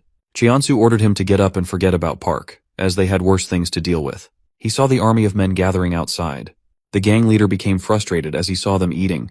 He ordered his men to kill the scumbags, so the whole gang began throwing furniture and breaking the restaurant's glass. Mun got annoyed as he was hoping to eat the delicious balls for lunch. He ordered his men to get ready, and both gangs charged towards each other to attack. Cheonsu looked at the horrible sight and enjoyed it. The gang leader moved forward, but Cheonsu destroyed him with one punch. He began thinking about using Moonyoung against Park someday. At the school building, Moonyoung gathered 100 men and announced his objective. The men became terrified as they all knew how tough Park was. Moonyoung took their attention and explained their goal was to hunt down Park. He saw their terrified expressions and felt pissed off, realizing they were all literal wimps. He believed they were tired of suppressing themselves. The guy tried motivating them and helped them understand that Park and Donghyun were still just humans, no matter how strong they looked. He questioned if they doubted that 100 men were weaker than Park with him on their side. He convinced them to hunt down Park and assured them they could do whatever after that. Moon-young continued and announced the self-proclaimed shitty gang who was terrified of Park. After defeating the beast, he aimed to crush Nexus and rise to the top. Moon-young invited everyone to support him so that one day, they could all stand on top. The men got fired up, so they all became determined to crush Park for good. Suddenly, the protagonist himself smashed the door open, and with a terrifying expression, he made it clear that 100 won't be enough to take him down. Park got ready to destroy everyone and confidently walked towards the stage to confront their crappy leader. Moon-young was happy he decided to appear, so the protagonist ordered him to move forward as he wanted to teach the guy a lesson. Moon-young smirked maliciously while his men threw glass shards all over Park's body. He began bleeding, but Moon-young didn't give him a second to process what was happening and threw a punch. Park blocked it but got his arm wrecked as the cheeky scumbag used splinters while attacking. Moon-young called it just the beginning as he ordered his army to finish Park. The protagonist stood his ground against the men, but suddenly realized everyone had been sprayed with splinters, which meant Moon-young was using them to destroy Park's arms and exhaust him. He took care of multiple men but got hit by a bat from behind. Park sent the guy flying and tore apart his shirt to use it for his arms. The evil leader ordered his army to move forward and attack, and as the beast faced everyone alone, the fight lasted for a couple of hours. Despite the shitty circumstances, Park became the legend and wrecked Moon-young and his men all by himself. The evil scumbag couldn't believe he was getting destroyed, even though he never let anyone win against him, no matter how strong they were. He had even taken down the national #1, but now he was getting his ass whooped by Park. He couldn't understand how someone could hold this much strength. The protagonist finished Moon-young for good and ordered him to never hold his head high. He humbled the guy and made it clear to never forget this day, or else he'd get crushed again. Moon-young became frustrated and screamed in pain. The next night, Moon-young couldn't understand what went wrong. It was hard for him to believe a single guy took down 100 men and wrecked his shit. Moon-young finally accepted that he might never get anywhere close to the protagonist. Ju-young appeared and questioned why he had such a miserable expression. He reminded his leader that he was the legendary Moon-young and believed he would come out victorious someday, no matter the cost. Moon-young finally got up and apologized for acting like a wimp and letting his emotions get in the way. After this incident, Moon-young and his goons disappeared, but the fight that went down soon caught everyone's attention. Many were amazed to learn the protagonist took down 100 goons. The news traveled really fast, and people wondered if he was the nation's #1 now. They doubted Nexus could win against Park. Cheonsu became desperate and tried destroying Park's district, but Donghyun and Park were literal beasts who couldn't be stopped. It began with Incheon and Gyeonggi, and slowly all the chapters got their asses whooped by the protagonist. Everyone around the nation started believing Nexus was finished after this. Mun suggested they could just gang up on Park, but Cheonsu called the idea stupid as he didn't want to stain Nexus's name by becoming some crappy gangbanger. Cheonsu hoped he could destroy the guy with brute strength to spark fear in everyone who believed in Park. Mun became excited, assuming it was his time to take action, but Cheonsu announced he was planning on dealing with Park himself. Mun was against it.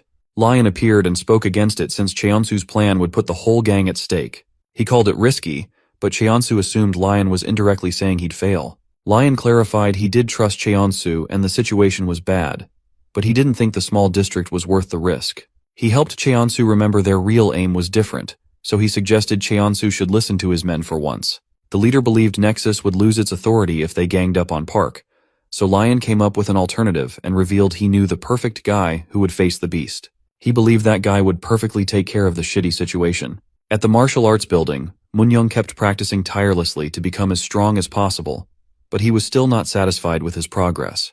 Cheonsu walked in with a cheeky smirk and shared he knew a plan that could make things faster. Cheonsu invited the guy to come work with him instead. Moon-young knew Nexus was having a crappy time because of the protagonist. He assumed no one could beat Park since he himself lost. Cheonsu smiled and called it a problem. He got straight to the point and ordered Moon-young to destroy Park. In return, he could have the district for himself. Moon-young called it funny, as it sounded like he was being invited to become a lackey. Cheonsu didn't care what he thought, which made the guy angry, so he decided to test if Cheonsu was really the real deal. Moon-young moved forward to throw a punch, but the Nexus leader stopped it with no effort. Cheonsu thought their goals aligned, and since he had the money and a plan to destroy Park, he was just looking for a guy who would carry it out. With Moon-young's assistance, Cheonsu believed his plan would roll smoothly. The guy agreed on hearing him out. Cheonsu called him wise and knew he'd love the plan. On a rainy day, Donghyun was minding his own business but suddenly got surrounded by a huge gang of thugs. He began attacking as they charged at him to crush the guy. Donghyun believed Nexus would stick to rules, which is why he got caught off guard. The redhead still didn't give up and continued to fight the gang with his powerful kicks, but his own friend betrayed him. Moonyoung used the opportunity to corner him and destroy the guy for good. Dongyun realized he was in a horrible situation with no hope of winning. As Park saw the text, he became frustrated and quickly reached Moonyoung's location. That's how his downfall started. Park saw injured Dongyun tied up. This was going to be their last battle from 2 years ago. With a terrifying expression, Park reminded Moonyoung about last time, but the persistent scumbag made it clear that he wouldn't stop looking forward unless Park pulled out his eyeballs. Moonyoung used a metal rod and instead of hitting Park, struck Dongyun's knee, wrecking his life. The protagonist felt so much rage that he rushed towards Moonyoung to stop him for good, but the villain's goons used chains to stop him from moving forward. They all began pulling the chains to somehow bring Park down, while Moonyoung's right-hand man started hitting our boy with a metal rod. Park gripped the metal chains and used his brute strength to pull them. He sent the men flying, but Moonyoung maliciously laughed and advised him to say his last words. The men somehow managed to hook the chains to immobilize Park completely. Moonyoung frustratingly called people like Park annoying, those who acted like heroes and made a big deal out of rules and friendships. The evil scumbag believed winning mattered most, so he smashed Dongyun's leg to relieve his frustration and challenged our boy to save his precious friend. Park began using brute strength to somehow free himself, defeating multiple guys and shocking everyone by breaking through the metal chains with his hands. The goons started spilling petrol everywhere to proceed with their plans, panicking as they saw Park's beast-like strength. Moonyoung jumped forward to stop him and, with a metal pipe, smashed Park's head so hard it started bleeding. The protagonist began bleeding heavily and dropped down to his knees, unable to control his body anymore. Moonyoung became proud, despite his shitty tricks. He called it his victory and started stomping on Park, putting him in his place. The goons warned him to leave quickly, as they had already lit the fire, but Moonyoung had a score to settle since he clearly remembered what happened last time. The shitty villain repeated Park's words while the others watched him with concerned expressions. His men kept calling him to evacuate, but Moonyoung ignored their words. A few men dragged him out forcefully, but the shitty villain kept yelling that he was the strongest in the country. Dongyun ended up blaming himself for what Park went through. He believed the protagonist would have destroyed the scumbag if he hadn't been a burden. Dongyun felt horrible for dragging Park down with him 2 years ago. Park finally freed his friend, and they both safely got out of the building that was on fire. After they recovered, the police came out of nowhere, making them realize everything that went down had been pre-planned. Both of them ended up being held accountable for what happened at the building, and many witnesses came forward to oppose them. The police were unfair as well. Later, it turned out the building that burned down was Cheonsu's family's, so the guy hired a big law firm to destroy their lives. Their parents ended up paying huge settlements, and when they were at their limits, the scumbag demanded a public apology from both of them. Park came out of the shower and overheard his dad's phone call. The guy tried asking his friend for some money but didn't get any help. His father brushed things off with a fake smile on his face while his friend advised him to discipline his son. As the guy finished his call, he came out to see Park had already left. He guessed it was only natural after what went down. Park went outside and tried controlling his rage. He clenched his fists and punched a tree with all his might.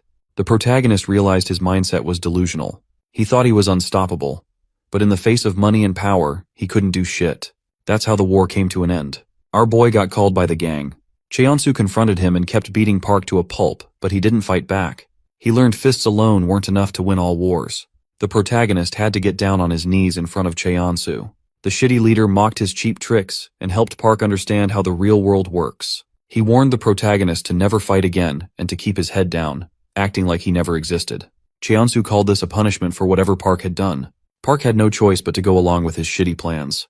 Cheonsu ordered his men to beat Park up to test if he had really learned the lesson to never fight back. Dongyun finally finished the story and confirmed he had told everything he knew. Choi felt sad for him and explained that this was the reason he tried backing off. He had complete faith in Park, but still believed he might become a burden again. Choi patted his head and tried comforting him, saying she didn't think he was a burden at all and that this time they had her and Junu on their side. The girl shared she'd been through quite a hard time as well. Dongyun felt motivated and became determined to reach a different conclusion this time. At Junu's office, the guy recalled what had happened so far. He knew Taisu was just a cash cow, while Inshin's men were Nexus slaves. He was aware none of their opponents so far were Nexus's actual combat force. Junu felt the same about Moonyoung. He thought it was stupid to assume the guy could beat Park at his current level, so Junu came to the conclusion that Cheonsu was trying to buy time for a reason. Park got a text out of nowhere. He tried checking it but suddenly saw a car coming his way to end his life. The protagonist barely dodged, but without wasting a second, another car tried the same trick. He barely managed to survive. Someone threw a picture out of the car.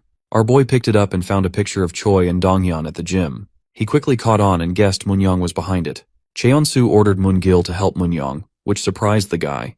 The leader clarified he didn't need to do any dirty work. He ordered Moon to just send his guys to back up Moon-young. He asked Moon to lend all the forces he had, but the guy rejected the idea, as he trained all of them himself. He didn't want a shitty scumbag ordering them around, so he decided to take Park down himself. Cheon-soo assured him he believed in Moon, but since they needed to focus on something important right now, this was a horrible time to deal with such a mess personally. Cheon-soo called his plans much more important, and thought Moon-young was good enough for the job. He ordered Moon to focus on the important matters instead, and somehow convinced the guy to listen. Moon agreed, which made his leader feel relieved. At the gym, Dong-yeon took a shower to feel refreshed. A man sneaked in and somehow opened his locker to find his phone.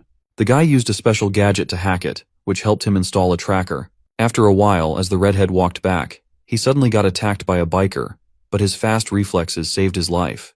It didn't stop with the surprise attack, as he saw an AC falling from the sky.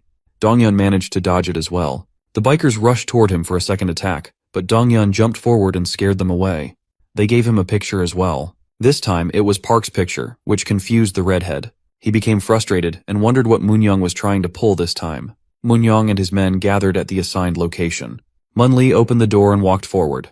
He greeted the shitty scumbag and offered a handshake, but the cocky guy called it stupid and ordered him to just do as he said. Moon-young began mocking them since they got their asses whooped by the protagonist already. He called the goons useless but hoped they'd perform better under him. Mun-lee gritted his teeth after hearing the insults. Moon-young didn't stop and mentioned Park was about to arrive soon so they could watch the shit show from the sidelines. Outside the gym, Dong-yeon became concerned, so he quickly called Park, but didn't get any response.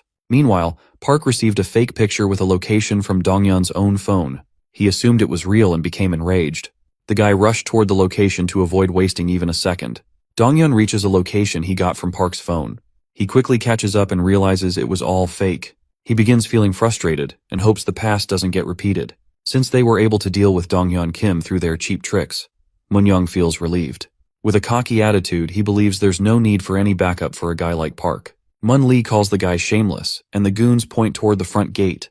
The shitty scumbag suddenly begins smiling. He feels great seeing Park again, so he invites the guy to come up and get himself destroyed again. Moon-young mentions the redhead to anger Park even further.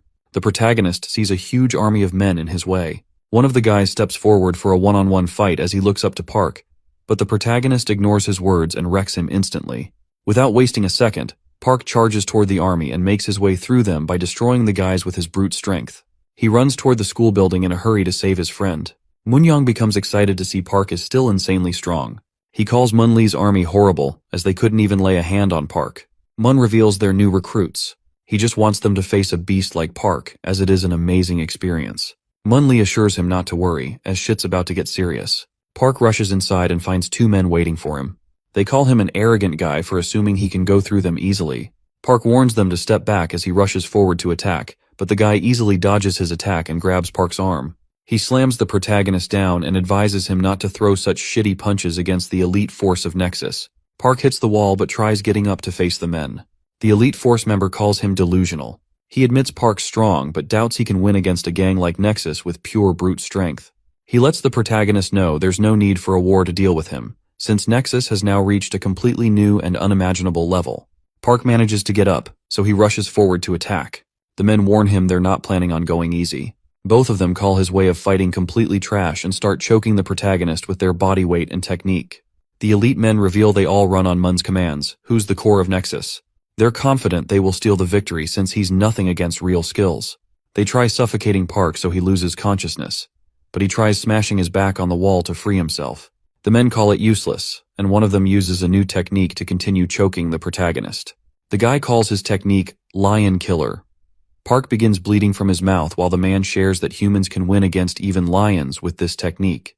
The protagonist runs toward a wall. The men call it useless, but he ignores their words and successfully smashes one of their heads on it at the cost of his own. They still keep their shit together to continue choking Park. His eyes begin losing focus, but Park remains determined and pulls the same trick again. He rams both his and his enemies' heads on the ground. They both struggle to contain him but still keep hanging on tightly, so Park smashes his head the third time. The elite force member gets his head wrecked and finally falls down. The protagonist frees himself and easily destroys the other guy as well. Before the fight, Mun-chad made it clear that they can't win against Park. They called it unfair since they already went through insane training to reach this point. But even though he understood them and the determination they had in their eyes, he knew they'd assume they can win. But soon, they're going to learn their lesson. The elite force members finally learn Park is a literal beast. They thought it was unfair for Mun to be sending them in since he didn't even trust them. But the guy called it necessary and admitted no one on their side could ever win against Park. It doesn't make them weak. It means Park is just a different kind of human. He believes in his men and wants them to use their strength to slow him down. Mun ordered them to only exhaust Park as much as they can, and once he's on edge, the protagonist will have to face the fastest boxer they have on their side. A new elite combatant greets Park, who's trying to catch his breath after the previous fight. Choi picks Donghyun up on her bike but disappointingly shares it's still going to take them an hour despite the top speed. She also mentions some guys and suddenly stops somewhere. Donghyun recognizes the Incheon men. Insu speaks up and assures them he has already taken care of the hackers. The guy orders everyone to begin moving. Choi grins, and the whole gang starts rushing toward Park's location. At the school, Park begins his fight with the fastest guy, but not a single punch connects. The guy predicts all his moves with no effort.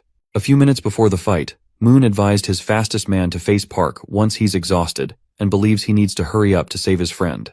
Mun predicted Park's going to rush, which will be easy to read. The combatant was ordered to keep fooling Park while maintaining his distance to buy as much time as he can. The guy thought it was stupid, but Mun convinced him not to pull anything stupid since they're facing Park. Even if victory looks certain, Moon told him to still hold back. The guy becomes impatient and hits Park with a jab. He knows the protagonist simply cannot read it. Most martial artists use their whole body in advance to attack, but he's different. He throws the attacks first, while his body simply follows his actions. With his technique, Park can never predict a punch is coming his way. The guy lands another crazy punch, pushing Park back. He decides to finish the protagonist but suddenly remembers Mun's orders, so he steps back and grits his teeth while wondering what's so crazy about a guy like Park.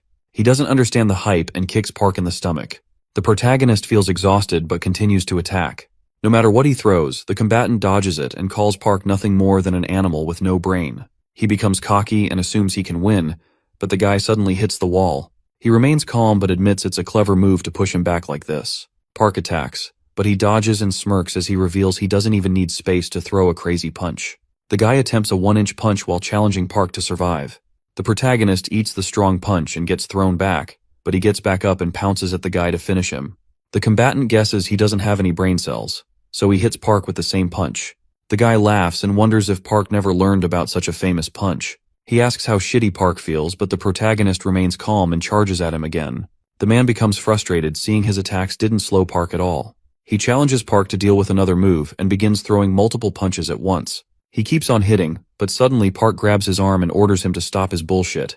With rage in his eyes, the protagonist begins wrecking the guy. Mun gets informed that the second floor is already down. He was expecting much more, so he assumes the combatant probably forgot his orders and made a stupid move. He decides to forget about it and still believes his man must have dealt some damage at least. Mun has already set the stage on the next floors, so Park has to fight once more despite being injured. Mun is confident Park will start cracking after this. The informant comes up in a hurry and shares that the third floor is already down, which shocks the leader. He wonders if his floor 2's combatant failed this miserably. The guy predicts that since 2 floors have gone down already, a domino effect has begun. The 4th floor gets wrecked as well, which makes Moon-young laugh. He feels good for some reason, and with an evil face, he reveals it's because he's getting to see Mun acting like a wuss. The guy becomes angry and orders the shitty scumbag to take things seriously since Park's going to reach the rooftop in a bit. The cocky guy doesn't listen and advises Mun to think before saying a word. He orders the guy to just sit back with his goons and enjoy him ending Park's shitty life. The informant shares that Park is almost here. On the 4th floor, the protagonist gets attacked by a goon with a knife, but he easily takes care of the guy. Another one charges at him with a weapon, but the beast breaks his arm without showing any mercy and destroys him. He finally reaches the rooftop where Moon-young and his goons stand waiting for him. The protagonist gets to the point and asks about his friend with a terrifying expression. But Moon-young maliciously laughs and reveals the picture was totally fake, so he just walked right into a death trap. A net gets thrown towards Park. He's able to see it coming, but it's too late for him to dodge. The protagonist gets stuck while the goons move forward to beat him to a pulp. He grits his teeth and screams in anger. Moon-young suddenly hears bike noises. He becomes shocked and terrified as he sees a huge biker gang coming towards the school with Donghyun. The redhead asks Choi to drop him, so she smiles and helps him make an insane landing. As he begins beating men to a pulp, the Incheon men join him. Insu orders Donghyun to go forward and save his friend, while assuring they'll take care of the men down here. The redhead thanks them and begins running. Moon-young gets extremely frustrated and calls the redhead a sneaky rat. Insu uses his bike to push the army back so the redhead can easily rush toward his homie. The goons call him a traitor, but the bikers ignore their words and continue to fight. Moon-young's right-hand man joins the army and starts beating multiple men, but Dong-yeon kicks him in the face, destroying his cocky behavior. While Insu is busy ordering his men, someone tries kicking him, but he barely manages to block it in time. Mun-lee greets him with an arrogant attitude, but suddenly gets attacked by Dong-yeon. The guy orders the redhead to focus on saving his friend instead, as they have no reason to fight each other. He reveals he's just interested in teaching Insu a lesson. Insu gets ready to throw hands and assures Dong-yeon to keep moving as he can take care of everything himself. The redhead leaves for Park. Mun feels relieved as he finally gets the chance to take his anger out on Insu. The scar-faced guy goes along with it and gets ready to throw some punches. They both begin fighting. Meanwhile, on the rooftop, Moon-young frustratingly looks down on them, but then suddenly calms down as he's confident the plan will still roll perfectly. He orders his goons to finish Park, so they start hitting him with wooden bats. Park almost destroys the net while eating so much damage. Moon-young calls his goons crappy and moves forward to attack the protagonist with a bat. Park finally frees himself, but the shitty guy thinks it's too late. He swings his bat with everything he has, but Park manages to hit him as well. The goons grab onto him and try pinning him down while Moon-young loses his patience and pulls out a screwdriver from his pocket, ready to end Park's life. Moon-young rushes forward to gauge out our boy's eyes for looking down on him, but Dong-yeon finally arrives and stops him with a kick in the face. He's a bit disappointed Park's having a hard time with such crappy goons. The protagonist smiles and shares he did his best to save some for the redhead. They both team up and wreck the army of goons with no effort. The tides finally turn in their favor. Moon-young loses his mind and begins gritting his teeth in frustration. He becomes determined to take his revenge, so the guy starts tying a rope around his wrist. He pounces at Dong-yeon and drags him down with himself, jumping off the rooftop. He throws the guy down and grabs his rope, but the redhead manages to grip his foot tightly. The crazy guy begins acting like an animal and hits Dong-yeon's head, trying to free his grip. He calls it punishment, and warns the redhead to never look up again, as scum like him are only worth crawling on the ground. Dong-yeon steps onto the wall and pushes it with all his power. He mocks the shitty villain and destroys the window to land inside while Moon-young hits the wall head first. He gets his face wrecked, but as he gets pulled back onto the rooftop again, the shitty villain becomes terrified to see Park pulling his rope. The protagonist, filled with rage, becomes determined to teach him a lesson. Moon-young tries to free himself, but Park pulls him so hard he flies back at him. The protagonist smashes his head with a punch and sends him flying again. He pulls the rope once more and continues to destroy the shitty villain for good. Dong-yeon appears and stops him. He understands Park's rage but wants to settle his scores as well.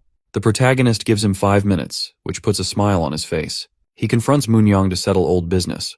The trash scumbag frustratingly tries to fight back and wonders if they think they're some heroes with him as the villain of their story. He hits Dong-yeon and calls them losers who couldn't win because they're weak. The guy thinks it's unfair for them to take such a shitty revenge over what happened in the past. But Dong-yeon wrecks his face and orders him to shut his bullshit. He continues kicking Moon-young and lets him know he never won. The redhead calls it cowardice and makes it clear that he's a huge trashy scumbag. Park ends up punching Moon-young. The redhead gets annoyed and orders him to step back since his 5 minutes are not over yet. Park apologizes as he couldn't hold himself back, so they both begin beating the guy together. Moon-young becomes terrified and tries stopping them, but it's too late as they both completely wreck his body and destroy his teeth as well. Moon-young grabs the redhead's leg and begins begging for his life. He promises he's never going to stand against them ever. The guy becomes desperate and begs them to let him slide once. Park knows it's bullshit, so he hands over a metal rod and makes it clear that they're not letting him blab out of this one. Dong-yeon grabs it, and despite Moon-young's continuous begging, he grips the rod tightly and almost hits his leg. The pathetic trash cries and screams but suddenly realizes he didn't get hit. The redhead looks down on him but thinks it's enough as he doesn't want to drop as low as the shitty villain. He looks back and watches Park using his insane strength to demolish Moon-young's knee. With eyes filled with rage, he feels unsatisfied going home without destroying the scumbag's life. The men outside the school notice Moon-young's trash body hanging from the rooftop. Moon smiles and guesses it's over. He and his goons raise their hands and accept defeat. The guy excitedly reveals he will continue this some other day. Insu catches a breath and orders his men to stop fighting. On the rooftop, the redhead wonders who's their next target. Park reveals he's going straight for the leader, Cheon-soo, next. At the hospital, Moon-young sits in his wheelchair in a pathetic state with bandages all over his body. Elsewhere, at a school, a few men gather with weapons to slow down Park. The leader orders them to get ready as the protagonist enters the school. The men get terrified, but their leader tries to motivate them, so they stand their ground against Park. They start wimping out, which annoys the leader. Park suddenly pounces forward and destroys him in mere seconds. The goons get scared, but he continues forward and beats all of them to a pulp. Park sends the picture of the goons he wrecked to Choi. She laughs and shares that he's done dealing with the school. She gets surprised as she gets a positive report from both Insu and Donghyun as well. Junwoo ignores her words and keeps on thinking, which annoys the girl. He asks for some space and reveals he's almost done reaching the conclusion. Junwoo's eyes widen as he suddenly cracks the case. He gets up in excitement and finally understands it. She asks what's wrong, so Junwoo frustratingly reveals he knows what Cheonsu's trying to pull. It's the Pascal, a game that made its way to the top in only a few hours after release. He finds it suspicious that the traffic is still being generated even after a whole week. Because of this, the shares of the game have increased by 600%. Choi doesn't understand what he's trying to say, so Junwoo makes it clear that Nexus is behind all of this. At Cheonsu's office, Moon reveals he learned that the protagonist and his men are going around conquering all the schools one by one.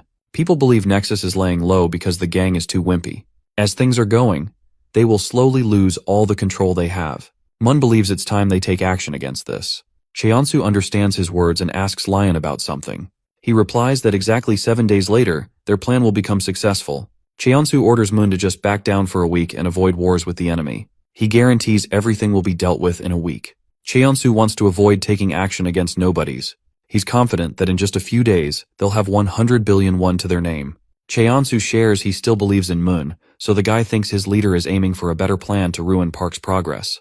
He puts his trust in Cheonsu Kim. At Junwoo's office, Choi assigns a few schools for Insu and Park to take care of, and as for Donghyun, she decides to assign Dongtaek High, a school led by Baekhyun Choi. She explains there's nothing extraordinary. The guy just has an MMA background, but it will be effortless for Donghyun. She finishes things for today, and wishes them good afternoon with a smile. As they all leave the place, Donghyun catches on and notices Choi's unusual behavior. When she's about to leave on her motorbike, the guy stops her and asks if she's sure about what she said since the guy she mentioned is from her own school. She's surprised he has a working brain. The girl hands him the helmet and invites him to ride with her unless he has other plans. They both reach a new place, so she begins her story and mentions someone who was a part of Nexus. Choi brought up her past as well. She learned her father was trash who ran away with a woman he was cheating on their mother with. Choi's mom ended up working day and night to support the whole family. Things kept getting worse, so Choi began despising her life. She wished she'd stop skipping school so much, but the woman was totally powerless. Her brother felt concerned about everything as well. Choi began hanging around with people who had similar shitty lives. She felt a sense of belonging and finally found people she could call her friends. She kept engaging in weird activities but trusted them to always have her back in it. Choi ended up getting taken by the police one day, so her teacher came to pick her up. She advised him not to waste his breath as she was dropping out soon. The man didn't care about her business, but he found it weird as she had insanely good grades for someone who didn't want to continue studying. He advised her to study even harder, but she called it pure luck and tried brushing it off. The teacher didn't agree and reminded her that most kids can never score 80% from pure luck. He gave her all the books she threw out earlier, but made it clear he didn't care about it. He allowed her to do whatever since it was her own life, but he ordered her to keep her shit together at least till she actually dropped out. He began leaving and advised her not to pull stupid shit again in front of the police. Choi took his words seriously, and later that night, she sat on a bench near her gang and began reflecting. The nearby activities caught her attention. A musclehead blondie slapped some kid over money. They started shaking in fear and promised they'd do better, but the guy was too furious. He had no intentions of letting it go, so the guy just opened his pants zip and began peeing on the innocent students. He laughed maliciously, but Choi had enough of his crap, so she got up and threw her helmet towards the blondie. She called them crazy as they went too far with literal kids. She believed they crossed the line. The blondie began bleeding from his head and felt enraged. The shitty goons grabbed her hair and started surrounding her instead. One of them slapped Choi and ordered her to shut her crap. The blondie frustratingly wondered why she was trying to act like a hero. She felt the pain in her cheek but suddenly noticed a single man beating the gang all by himself. The guy used a bat to destroy multiple men. Choi recognized he was her little brother. She became confused while the goons charged at him to teach the guy a lesson. He didn't lose against anyone and easily won against the lackeys. The brother used Choi's helmet and destroyed the blondie effortlessly, shocking everyone. He got up and coldly announced he was the district's new leader, Baekhyun Choi. Choi and her younger brother had nothing in common. She was rebellious, but he used to do his best to become a better son. But he ended up becoming the target of Nexus. A gang member began beating the crap out of him. The trash goon saw the brat backing off, so he repeated his words about Baekhyun's sister. The guy kept on rambling, but Baekhyun became so pissed, he moved forward to throw a punch. The gang member dodged it easily and punched Baekhyun to teach him a lesson. Poor Baekhyun didn't get the opportunity to live a normal school life. He was aware no one was coming to save him, so the boy pounced onto the Nexus goon, and since he had no choice left, he used his teeth and ripped off the scumbag's nose. Baekhyun lost his shit and challenged everyone to never mess with him. The goons charged at him, but he confidently faced them all. Soon, the rumors about his fights began circling throughout the school. Out of nowhere, a Nexus member came and invited him to join the gang.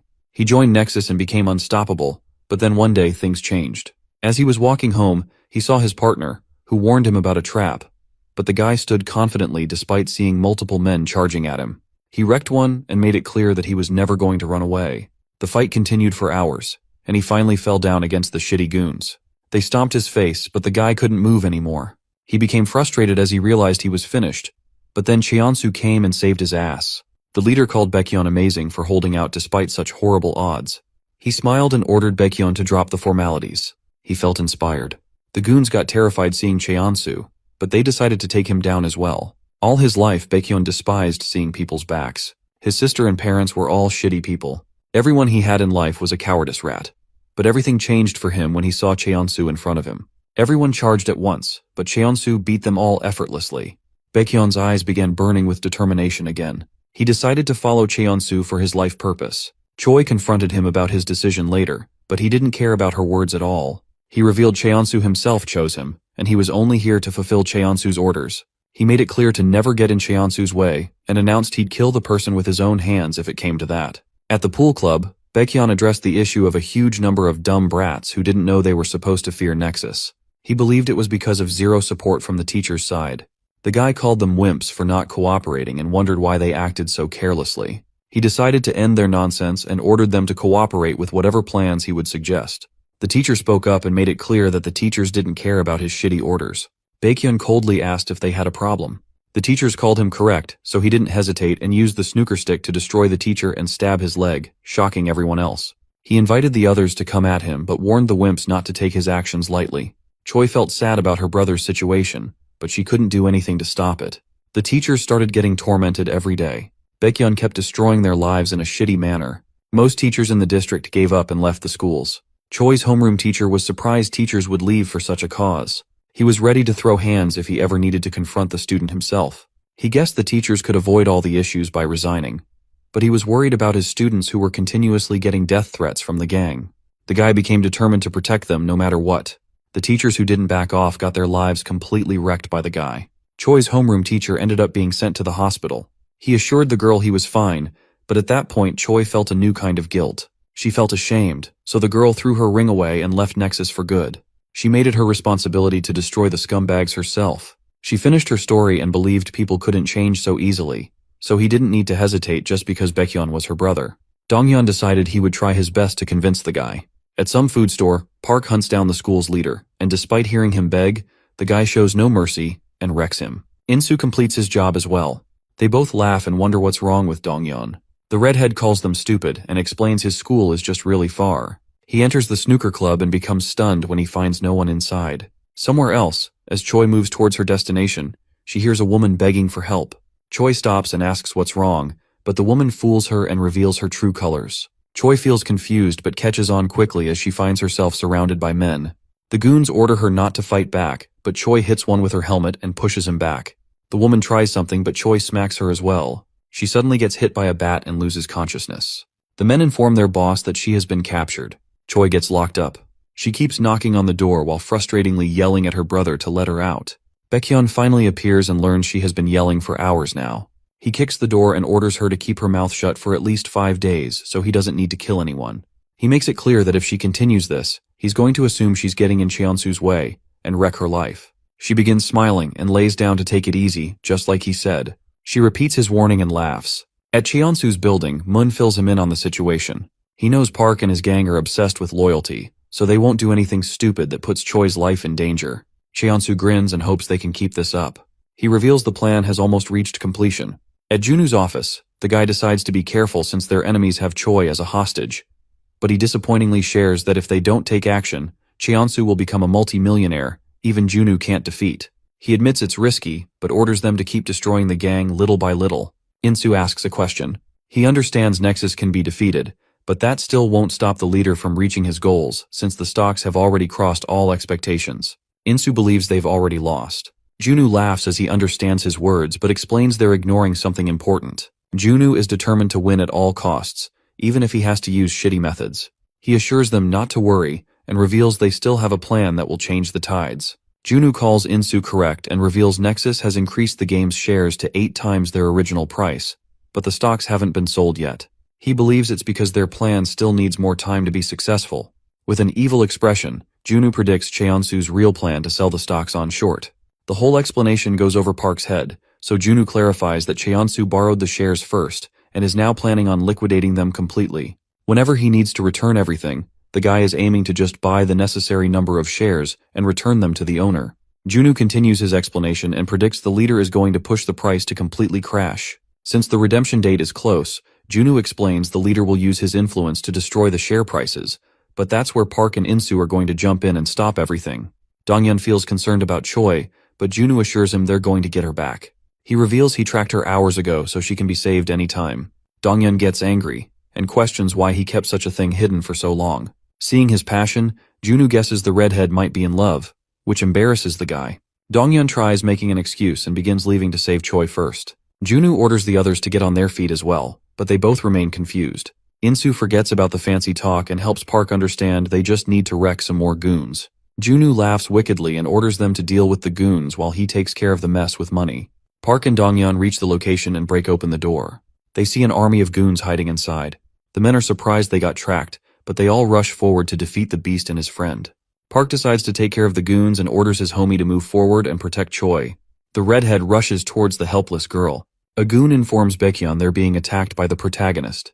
Choi calls her brother stupid and reveals she had a tracker on her all this time. She lets him know he's about to get a beating. Baekhyun opens the door, and with a cold expression, he calls her the one who screwed up. Dongyun and Park finally reach the floor, but they both end up stopping as they see the scumbag taking his own sister hostage. Baekhyun warns them and orders them to just leave, which frustrates the redhead. He glares at the guy. Baekhyun suddenly gets his ass slammed on the floor by his sister. She reminds him she isn't as weak as she looks. Dongyun takes the opportunity and moves forward. He throws a crazy punch, sending the guy backward. Baekhyun starts feeling shitty. He admits he made a mistake underestimating his sister, but since he doesn't want anyone to wreck Cheonsu's plans, he becomes determined to destroy the guys. Baekhyun throws a window toward the redhead. The guy mocks him for his cheap tricks, but Baekhyun grabs his face and corrects him, saying it's called strength.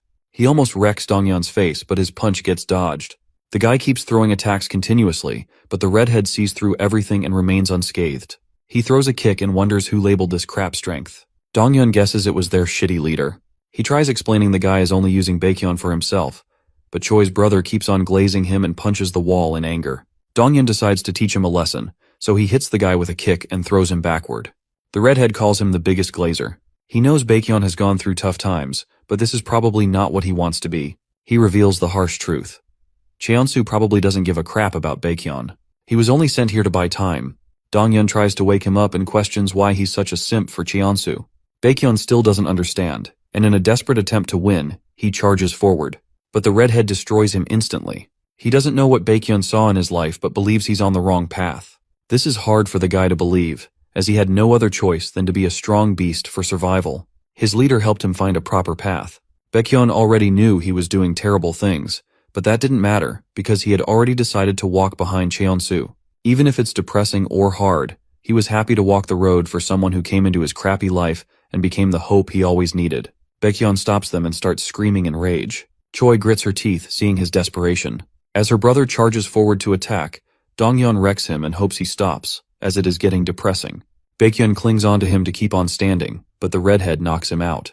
He still grabs Donghyun's leg with whatever power he has left and tries stopping them, but the guy gets stomped in the face. Choi's head starts going through all the memories. Her brother gets up even after so much beating. Dongyun feels a bit annoyed, but Choi stops him and steps forward herself. She slaps her brother, and with tears in her eyes, orders him to wake up. Choi reminds her that Nexus destroyed her friend's knee. Park's life got ruined through insane lawsuits, and Junu lost his precious friend and family. She helps him understand her shitty gang will someday betray him and destroy his life as well. She apologizes for what happened and begs him to change. Donghyun supports the girl and believes he should try harder to fix his own life. The redhead moves his hand forward and tells Baekhyun he can still change and start from zero. The desperate guy holds Donghyun's hand but suddenly pulls him in and attacks. He begins acting like a total animal and lets them know he's never betraying his leader. Baekhyun jumps through the window and escapes. Choi feels frustrated, but Donghyun assures her the punch didn't even connect. He's honestly more worried about her brother because once Cheonsu loses his shit, Baekhyun's whole life will shatter again. At Cheonsu's building, the leader observes his men selling short and learns their progress today is at 20%. Lion is amazed by how fast it's dropping. He feels bad for the people losing their money, but Cheonsu doesn't care one bit. He praises everyone and stops for today. But as he's about to leave, a trader begins screaming as he sees a 6% gain. They begin losing money, which shocks the leader. His men believe someone is manipulating the market from the outside. Somewhere else, Junwoo sees through their whole scheme and easily sets the tide in his favor. With an evil expression, he reveals Cheonsu is dead if the price begins flying. Cheonsu's men begin panicking, seeing the price soaring high. They hope it maintains a downward trend, but they finally lose their shit as the price crosses 18%, and the trade closes. Lion's face becomes colorless. He starts getting calls while the traders find it hard to imagine someone could manipulate the price like this. They can't believe it's possible, but Junwoo smiles at his place and somehow makes things possible. Cheonsu's anger becomes visible. He finally loses his patience and suddenly sees Baekhyun trying to enter. The guy calls Cheonsu and requests more backup while promising he will take care of it. He feels glad his leader is listening, but Cheonsu kicks him in the stomach and turns the guy into his punching bag. He sends Baekhyun flying and calls him worthless since he didn't fight till death to buy them the time they needed. Cheonsu orders Moon to listen and admits there's no other way for him to win besides getting his own hands dirty. He tells the guy to gather all the chapter leaders. Moon becomes excited as he understands what's going on. Cheonsu calls him correct and gets ready to deal with the protagonist himself. The next day, Cheonsu's trader is shocked as he sees the news about Pascal's partnership with Junwoo's corporation. The trend keeps rising, and everything goes according to Junwoo's plan. Cheonsu finds it hard to stop laughing and wonders what his enemy will do after this if they even have any cards left to play. Outside a school building, Cheonsu greets his army, the elite force of Nexus. Leaders from all the chapters gather in front of their leader. He decides to keep it simple and reminds them it only took 2 years to conquer all of Korea. They were able to make a name for themselves and gather money, but he knows everyone's already aware of Park's return. Because of the protagonist, more and more people are trying to get in Nexus's way. So with their gang's reputation in mind, Cheonsu orders them to bring Park in front of him before the day ends, with a terrifying expression. He wants to use Park as a stepping stone to make it clear to everyone what Nexus can do. The men yell out in determination, but out of nowhere, they all notice a car rushing toward the building. It breaks through the doors and charges straight toward the leader. The goons scatter everywhere to dodge it, and as the car stops in front of Cheonsu, Junwoo comes out laughing at their crappy little meeting. He calls them nothing more than a group of thugs and reminds Cheonsu about their last conversation. With a wicked smile, Junwoo celebrates his victory as he finally manages to steal Cheonsu's fake smile. The leader admits he wasn't expecting so much to happen, and calls Junwoo crazy for his insane game. Junwoo laughs and shares that he already knew this wasn't something normal people could pull off. He feels disappointed to see Cheonsu's backup plan is just to gather goons and gang up on Park like literal wimps. To avoid the shit show, Junwoo suggests they have a 3-on-3 fight instead. Cheonsu doesn't fall for his words, but Junwoo corrects himself and reveals this isn't a kid's game. When adults settle things, there's something called a deal that gets involved. Junwoo offers the game's rights, even if he has to deal with the loss, and he even confirms he will stop any vengeful bullshit if Cheonsu wins. But if Junwoo wins, he wants Cheonsu to step off and disband the shitty gang forever. Junwoo makes himself clear and believes if even such simple terms are hard for him to deal with, it means he's a pathetic little wuss. Cheonsu feels insulted, but to save his pride, he accepts the deal but adds one more thing. He demands Park all for himself if he manages to win. Because he's in such a shitty mood, he won't feel satisfied until he wrecks Park's life for good. With a terrifying expression, Cheonsu invites him to try his best. As the deal gets settled, Junwoo explains the rules and reveals that once all the fighters are down, the team loses. He chooses his 3 fighters while Cheonsu chooses Moon and Ji-hyuk, the head of the Gang 1 chapter. With everything at stake, Junwoo announces the fight's beginning, which will determine their fate. As the chosen ones come face to face with each other, Dongcheon wonders why he didn't get chosen. He believes he has everything the gorilla has and feels disrespected, but Cheonsu admits Ji-hyuk is stronger than both of them, which shocks the other guy. However, Cheonsu asks him to just be patient and see, as he's about to witness the insane strength the guy has. Ji-hyuk steps forward to go first, so Insu announces he's the one Ji-hyuk has to face. The musclehead feels a bit weird. He thought Insu would know better about weight classes and wonders if he's thinking straight. Insu understands his reasoning, but challenges him to see if that matters once he actually wins. Insu rushes forward and shocks everyone with his insane speed. Even the musclehead admits it and takes a lot of damage. Insu punches him, but the guy praises his efforts and sends him flying backward. Ji-hyuk is surprised Insu can do so much despite the weight difference. He removes his shoes, shocking the goons. Mun recognizes the gorilla is about to go all out, so he becomes excited as he's about to witness a crazy fight. Ji-hyuk gets ready to attack while Junwoo reminds Insu he's finished if he gets caught. The guy gets it but ends up lowering his guard while speaking. He gets caught by the musclehead, who reveals he's putting respect on Insu's name by going all out. He slams the scarhead on the ground, wrecking his back. Choi asks Insu to remain cautious as they all watch the gorilla picking him back up. He slams Insu back on the ground twice. Before the fight, Junwoo told Insu his chances of winning were extremely low. He explained Ji-hyuk was a literal fighting animal, and rumors even say he ripped apart a huge tree with sheer strength, both in mass and talent. Junwoo called him better than Insu, so the guy wondered if he should just drain him out. Insu frustratingly got up and made it clear that he would do his absolute best, even if winning was impossible. Junwoo wondered why Insu got so riled up, as he was expecting the guy to steal the victory since he's paying a shitload of money. Junwoo advised him not to feel hopeless and, with an evil look, believed there's definitely a way for a man to destroy even a fighter bull. In the present, Insu kicks the guy's stomach and frees himself, frustrating the goons. They get angry but notice Insu's barely hanging in there. The guy feels alive and realizes this is the reason Junwoo called it almost impossible. He admits if he gets caught in the same attack again, he's going to drop dead without a doubt. The musclehead rushes forward to finish the game, but Junwoo smirks and believes it's time Insu humbles the bull. The guy uses his hand to block Ji-hyuk's face. The musclehead thinks he's getting his sight blocked, but Insu pushes him aside effortlessly using a technique called Toromachi. Insu sees him charging again and admits he will need to play a lot more tricks to win. He decides to connect his punches and attacks the musclehead while maintaining a distance. Ji-hyuk easily blocks them and reminds Insu his punches are completely useless, but suddenly the guy switches to infighting and destroys Ji-hyuk's jaw. The gorilla recovers instantly and charges at him once again, but despite Mun's warnings, he doesn't change his path and gets his face destroyed by Insu's crazy punch. Despite such a heavy blow, the gorilla remains standing. He gets confused by Insu's crappy tricks, but as they both charge at each other, Insu orders him to keep his mouth shut and dodges the hands coming his way. He almost connects a punch, but this time Ji-hyuk sees through the old trick. Insu still remains 2 steps ahead and hits him hard on the face again. The goons start feeling anxious, but Moon advises them to chill out as it is impossible for Insu to attain victory with such weak punches. He believes time is still in favor of Ji-hyuk, so even if Insu continues dealing more damage, he needs a real critical blow to actually end the match. Insu gets pushed backward as he receives a heavy punch. Mun's guts tell him something's off. He suddenly notices Junwoo smiling and yells out to warn his man to stop, but it's too late for Ji-hyuk as he gets his nose smashed by Insu's knee attack. Junwoo begins grinning as things go the way he predicted. Ji-hyuk admits his mistake and finally understands Insu's plan. Mun becomes concerned but notices the musclehead has grabbed Insu's knee. Ji-hyuk is amazed by the move but reminds Insu he's no ordinary man. Insu doesn't understand what went wrong. He struggles to free himself and gets slammed once more. His homies become concerned, but Dongyan believes he's still okay. Ji-hyuk shows no mercy and keeps on demolishing the guy, but suddenly Insu throws dirt to throw him off and finally frees himself. The goons wonder how he's still standing. One of them feels weird and points out Insu has completely lost focus, but he's still standing. The guy moves forward and uses his elbows to cut through Ji-hyuk's skin. He instinctively continues to move and deals a lot of damage as well. Ji-hyuk becomes frustrated as he eats so many attacks. He throws a punch in rage, but Insu's punch connects first. The goons watching on the side no longer understand what's happening. They notice Insu's acting like a complete animal. Mun calls his goons correct and reveals Insu has pushed through his limits and has reached a new level, so now he's moving instinctively instead of using his head.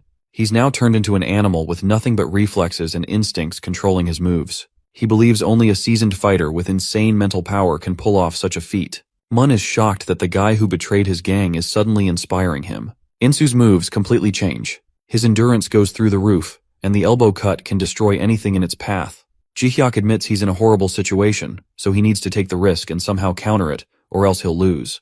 He rushes forward and grabs Insu with extreme rage in his eyes.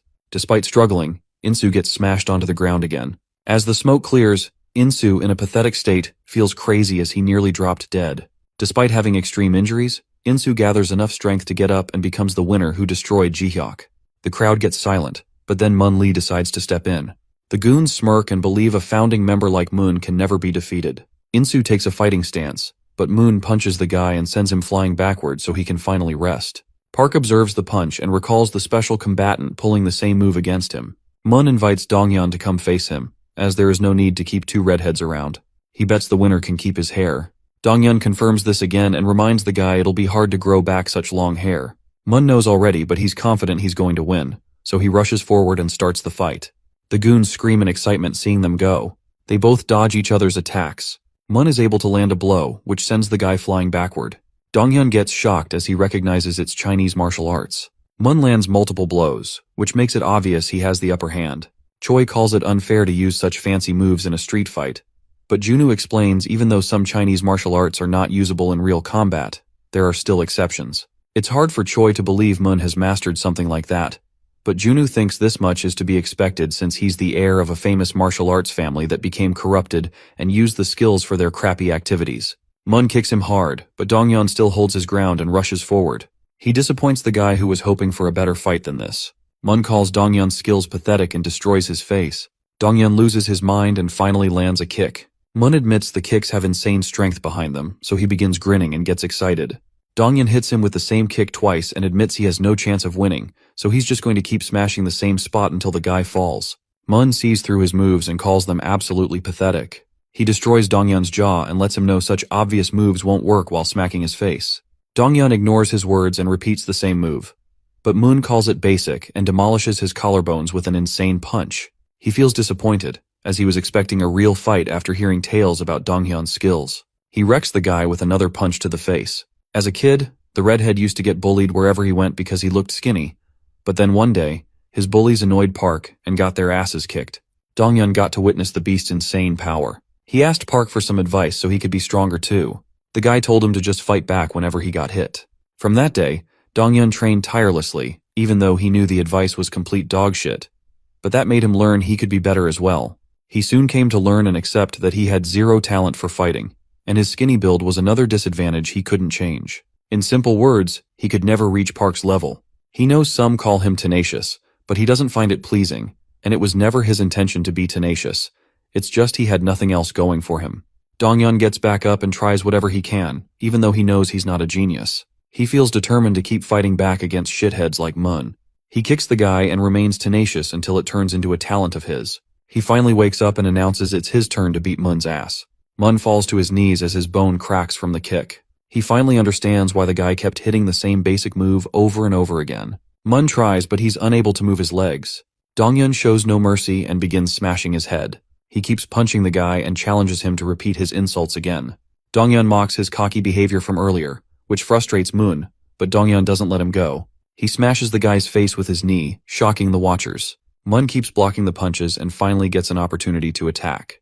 He pushes Donghyun backwards and gets tired of his bland moves. He calls Donghyun a pathetic trash with no talent. It's hard for him to accept that he could ever be defeated by someone like Donghyun, but the redhead shuts his mouth as he throws another attack. Mun pushes him back, but the guy rushes forward to attack again. They both keep exchanging insane blows, making the watchers anxious. Donghyun keeps hitting the same spot and cracks Mun's arm as well. The guy gets completely wrecked by Donghyun.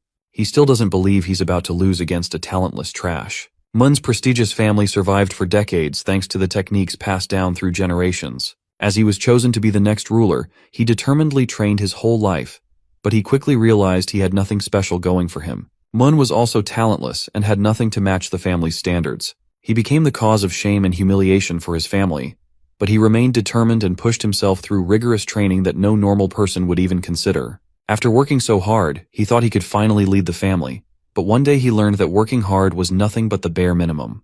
His father brought in some kid to replace him as the leader. He was in disbelief, but his father helped him understand that they needed talent to keep the family alive, which he didn't have. The father blamed everything on Mun's past life and ordered him to just piss off while the boy could take over his position. Mun became frustrated and stood against the decision. He worked too hard to change. He begged for another chance, so his father challenged him to defeat the kid if he wanted to keep his precious position and honor. Mun agreed to it, as things were unfair for him. But when he faced the kid, he finally learned that a talentless guy like him was useless. He just couldn't believe it, but he had no other choice but to leave. With the fire of revenge burning in his eyes, Moon became determined to prove that talent could be defeated with nothing but pure hard work. He wanted to prove this to everyone. That's when Moon met Cheonsu, where he faced the second unconquerable obstacle. He challenged the guy to a fight after feeling pissed off. Cheonsu effortlessly wrecked him. He tried to stand his ground against the guy but learned that Cheonsu was another crazy genius. He wondered if this was a sign for him to accept defeat. The guy became frustrated, and in a desperate attempt to win, he rushed towards Cheonsu and tried throwing a kick, but got his ass handed to him by the genius. Cheonsu's face got scratched, which was something rare for him. He praised Moon for his effort. This riled up the guy even more, so he got back on his feet and rushed forward again. He stopped his punch midway after hearing Cheonsu calling him strong. Cheonsu hoped they could be friends and offered a handshake. For the first time ever, Moon heard someone calling his pathetic ass strong. That's how he began working under Cheonsu, and with time and continuous effort, he became even stronger and reached the position he's in right now. Moon thinks the stakes are too high for him to back down now. He keeps exchanging blows with the redhead. As they fight each other, the watchers get concerned, as they believe both guys will come out injured, no matter who steals the win.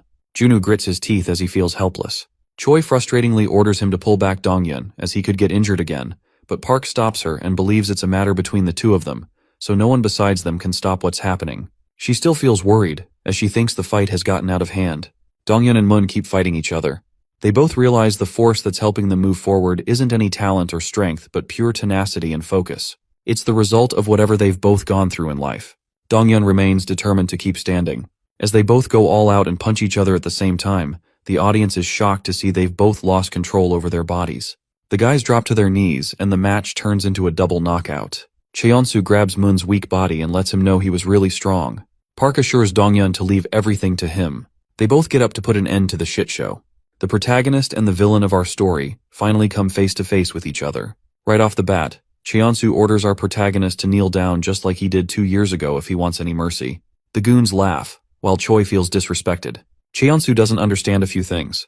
He points out that Park has finally gotten his hands on some money and even made friends, so why is he still so obsessed with Nexus? Cheonsu wonders if Park thinks of himself as some protagonist who needs to constantly chase more. Junwoo feels angry as he remembers what happened clearly. Nexus made him go through extreme pain and suffering, the hatred, and the injuries that took time to heal. Seeing Park's terrifying expression, Cheonsu assumes it's their way of letting the frustration out. The protagonist calls him correct, and charges forward to land an attack. Cheonsu calls him a musclehead, and as the fight begins, the goons get excited, witnessing the final battle. Cheonsu dodges the punch and flips backward to kick Park. He sees a kick coming his way but easily dodges it with his fast reflexes. Cheonsu's glasses believe no one can match his speed. Park believes it's not only speed but that Cheonsu is hiding something more terrifying. The protagonist receives a punch, but Cheonsu doesn't stop and keeps delivering more blows. Choi finds it hard to believe someone can overpower Park. Junwoo grits his teeth in frustration as well. Earlier, when he was trying to come up with a counter against Cheonsu, everyone told him the same thing. They revealed that Cheonsu fights as if he knows what the next move will be, but it's nothing like a prediction. It's like he can see into the future. Junwoo called it bullshit and believed they were overhyping the guy, but now that he's witnessing it himself, he's starting to believe Cheonsu might actually have foresight. As the protagonist keeps getting punched, Junwoo is unable to find any other explanation since fighting against Park is no joke. Cheonsu pushes Park backward and admits he's skilled, but Cheonsu lets him know his strength and adaptability alone are never going to help him win this battle, because Cheonsu reveals he's able to see through everything about the protagonist. Somewhere else, Lion Kim picks up a call and someone asks about the situation. The guy already knows things are going horribly, while a mysterious woman believes he has a habit of making things hard instead of sticking to proper progress. Another unknown man asks about Cheonsu.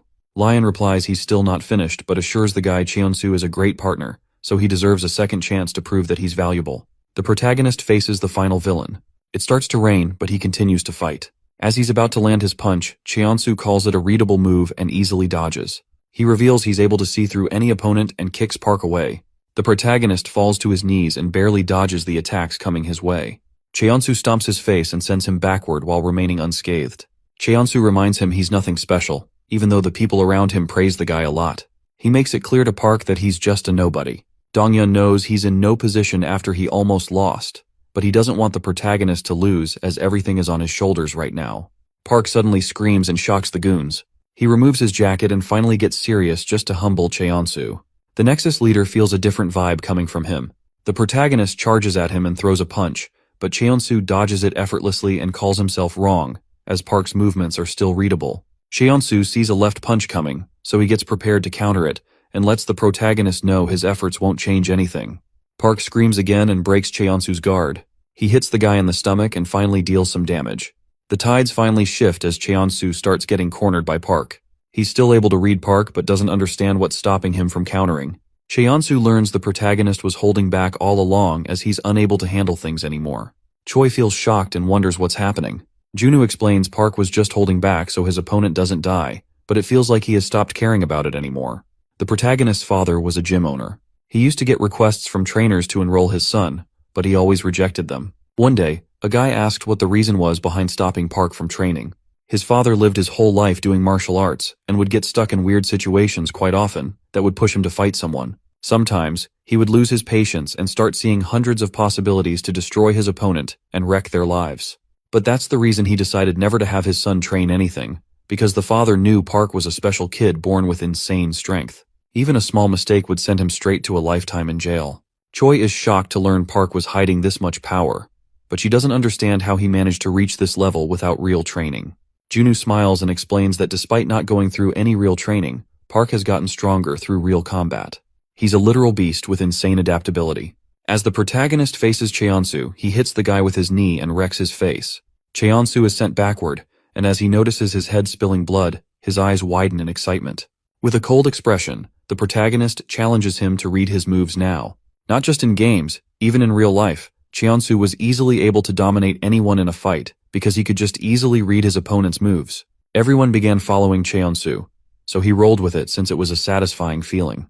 Despite being such a genius, even he couldn't outsmart money and power. He knew the harsh reality but didn't feel any hatred toward people with real power. He just felt extreme jealousy and wanted to someday achieve what they had. One day, he found the perfect opportunity and created his gang to climb his way up the ranks. He didn't feel any guilt or regrets as he thought the world was already full of people chasing the power he envied. Whatever he had to do, his goal was to just attain money and become even stronger than the people he was jealous of. He worked tirelessly, and little by little, he was finally getting closer to his goal. But now, all of a sudden, he's seeing Park's punch coming at him. The guy doesn't understand why he feels so excited about a crappy fight. Cheonsu feels alive for the first time. Junwoo notices his laughter and becomes confused. For the first time in his life, Cheonsu wants to demolish someone without caring about money or power. He maliciously laughs, and despite his plans getting destroyed, he feels good for some reason. Cheonsu doesn't understand this new feeling. His goons notice his behavior has changed as well. Their leader charges forward himself this time and attacks Park with a kick. His followers feel relieved to see he's actually making the first moves now. Cheonsu begins seeing things more clearly. He's even able to find the protagonist's weak spots. Cheonsu hits Park hard and continues throwing more attacks. His goons start believing they're about to actually win, but Moon orders them to be patient. Someone like Cheonsu going all out means Park holds the strength to push him so hard. Moon thinks they're both evenly matched, and even a small mistake will turn the fight upside down. Cheonsu keeps exchanging blows with the protagonist. The fight grows more and more intense, and as he gets hit in the face, Cheonsu admits Park is a beast, even though he's readable. He begins feeling an insane thrill and feels alive, which gives him a solid reason to go all out against Park. Cheonsu and Park throw punches at each other and try their absolute best to come out victorious. It becomes an insane battle of brutes determined to win. They both hit each other in the face but remain standing and continue their battle. Out of nowhere, someone orders them to stop. Junwoo gets annoyed and wonders who he is. Lion Kim lets Park know it's already over. Cheonsu orders him to back off, saying he hasn't achieved victory yet, but the guy calls him wrong and believes he already lost the war as soon as he got reduced to such a pathetic level. He needs to stop now. Park wonders who he is. With a terrifying expression, he orders the man to just back off. But Cheonsu removes Park's hand and despite feeling frustrated announces the gang has been cancelled, shocking everyone, including Park. Junwoo doesn't accept such a half-assed outcome. He's still not satisfied, goes against the decision, and frustratingly screams, but Lion laughs it off. He helps Junwoo understand he already got what he wanted since the gang has been destroyed like he desired. Lion believes this should be enough to satisfy him, which makes Junwoo speechless. The goons can't believe they're being disbanded while Cheonsu requests Lion to give him another chance. The guy orders him to just do whatever he can after this, and maybe he might become worthy of a chance. Cheonsu helplessly stands in front of everyone and admits he got carried away just now. He's still determined to make a name for himself, so he decides to take a step back and gets on his knees. He's confident this development will only help him progress further one day, so he accepts he lost, shocking the protagonist and his friends. Junwoo orders him to get up, slaps the pathetic leader, and calls everything bullshit. Junwoo's unable to control his frustration as the guy made them look like nobodies. He orders Cheonsu to get up, saying he should be groveling in front of them, not some trash who came in between. Despite receiving a beating, Cheonsu doesn't get up, making the others feel even worse. Just like that, as if they became fools because of their rage, Nexus and the pathetic leader disappeared completely, but they were all aware the war wasn't over yet. All the efforts, the Pascal scheme, and Lion's intervention meant Nexus was just a toy of some bigger power. Junwoo has no proof of their identities but believes they haven't achieved victory yet. The war has just started. Junwoo assures them he will soon find the ones behind the scenes. But after all of this, they had no other choice but to go back to their old school lives. The peaceful days made it look like the battle they had never actually happened. Soon a whole month passed by. One day, at the convenience store, a little girl asks the worker if he's going to propose finally. He asks her to mind her own business. Out of nowhere, Choi enters the store, so the little girl wishes him the best and disappears. The awkward guy sees Choi and starts making weird faces. He tries to control himself, but his heart begins beating harder. The guy calms himself down as he has been preparing for this moment for a long time now. He sees her coming every day, so the stupid lover assumes she's trying to make a move. He scans her things and decides to make his move as well. He gathers courage and lets her take a gimbap with her food for free. Choi wonders what's wrong with him. The guy regrets how he phrased things despite practicing so hard. Choi thanks him with a beautiful smile, which blows away all of his worries. He realizes this is love but ends up getting the wrong idea. Choi feels confused, and all of a sudden, Incheon appears on their bikes. The gorilla enters the store and reminds Choi they don't have time for stupid activities. She calls him crazy and becomes annoyed, questioning how they found her location. The anxious store worker observes their argument and gets angry seeing the musclehead talking to his beloved like that. He assumes his lover is stuck in some kind of weird situation. The gorilla eats the gimbap and orders her to hurry up. Poor lover sees his precious gift getting eaten by someone else. The fatty leaves the store after giving Choi a warning. She feels irritated and asks the lover boy if there's any back door for her escape. He gets the wrong idea about the whole situation and quickly points toward the back door that will lead her outside. She shows her gratitude but wonders why he's acting this way. Choi escapes through the back door. The weirdo puts up a break sign and goes outside to confront the gorilla. He reveals his amazing sleeper build and orders Banjung to spit out the gimbap he gave to his precious lady, or else he'll throw hands. At a barbecue restaurant, Insu gets informed that Choi got kidnapped again, but Banjung takes responsibility for it. The guy gets too carried away while roasting his food and completely ignores his goon's information. Outside the store, the fatty tries punching the lover boy, but the powerful punch doesn't even faze the guy. He kicks Fatty and destroys him with just a single attack. The weirdo finally understands why poets call love crazy. The gorilla falls down and wonders who he's facing. He guesses the weirdo is one of those tigers who disappeared after Nexus got wrecked. Since Nexus is already finished, many fighters are appearing out of nowhere with the determination to steal Cheonsu's empty throne. Strong fighters who were laying low, and many new gangs are showing their faces now. They are called secondary shocks. Donghyun appears and slaps the weirdo while frustratingly questioning about Choi. The lover boy assumes he's the boss, so he grits his teeth in anger and orders them to leave his precious princess alone. Banjung warns Donghyun about the guy's strong kicks. The redhead attacks, but lover boy throws the same kick to block. They both take a step back, and Donghyun remembers he learned many new fighters were coming out. He still wonders how he didn't notice such a strong guy before this. He guesses the guy isn't a student. Loverboy takes a fighting stance and expresses he's surprised someone in Korea can keep up with him. He throws a punch, but the redhead dodges it. Donghyun admits he's strong, and as he begins getting cornered, the redhead hits Loverboy's knee to push him back. They both stop holding back, and as they begin exchanging blows, Choi appears and yells at them to stop. Once the misunderstanding gets cleared, the weirdo bows down in front of everyone and gives a genuine apology. Choi feels annoyed as he could have just asked her instead of replying with fists. She doesn't blame him much and begins yelling at the fatty who caused the whole misunderstanding. Banjung tries acting innocent, but she blames it all on his scary face and believes anyone would get the wrong idea. The weirdo keeps apologizing, and as they all leave, he begins crying his heart out as he's not sure when he'll meet his precious princess again. The guy admits he loves everything about her. The next day, Junwoo enters Park's class and, with a wicked smile, he shares he has finally located the real villains behind the curtain. So Park has a lot of work to do. The protagonist gets up with a serious expression and wonders who they are. At Junwoo's building, as the whole gang finally gets together, he shares that he has finally identified the people backing up Nexus. He believes they're behind all the crimes Nexus has committed so far. Park learns Cheonsu was nothing more than a pawn, so he decides to defeat the leaders first since he wants to teach Cheonsu a lesson. Junwoo understands him but reveals they can't win without money. and the ones behind Cheon-soo are the fourth-generation heirs of the Seongsan group.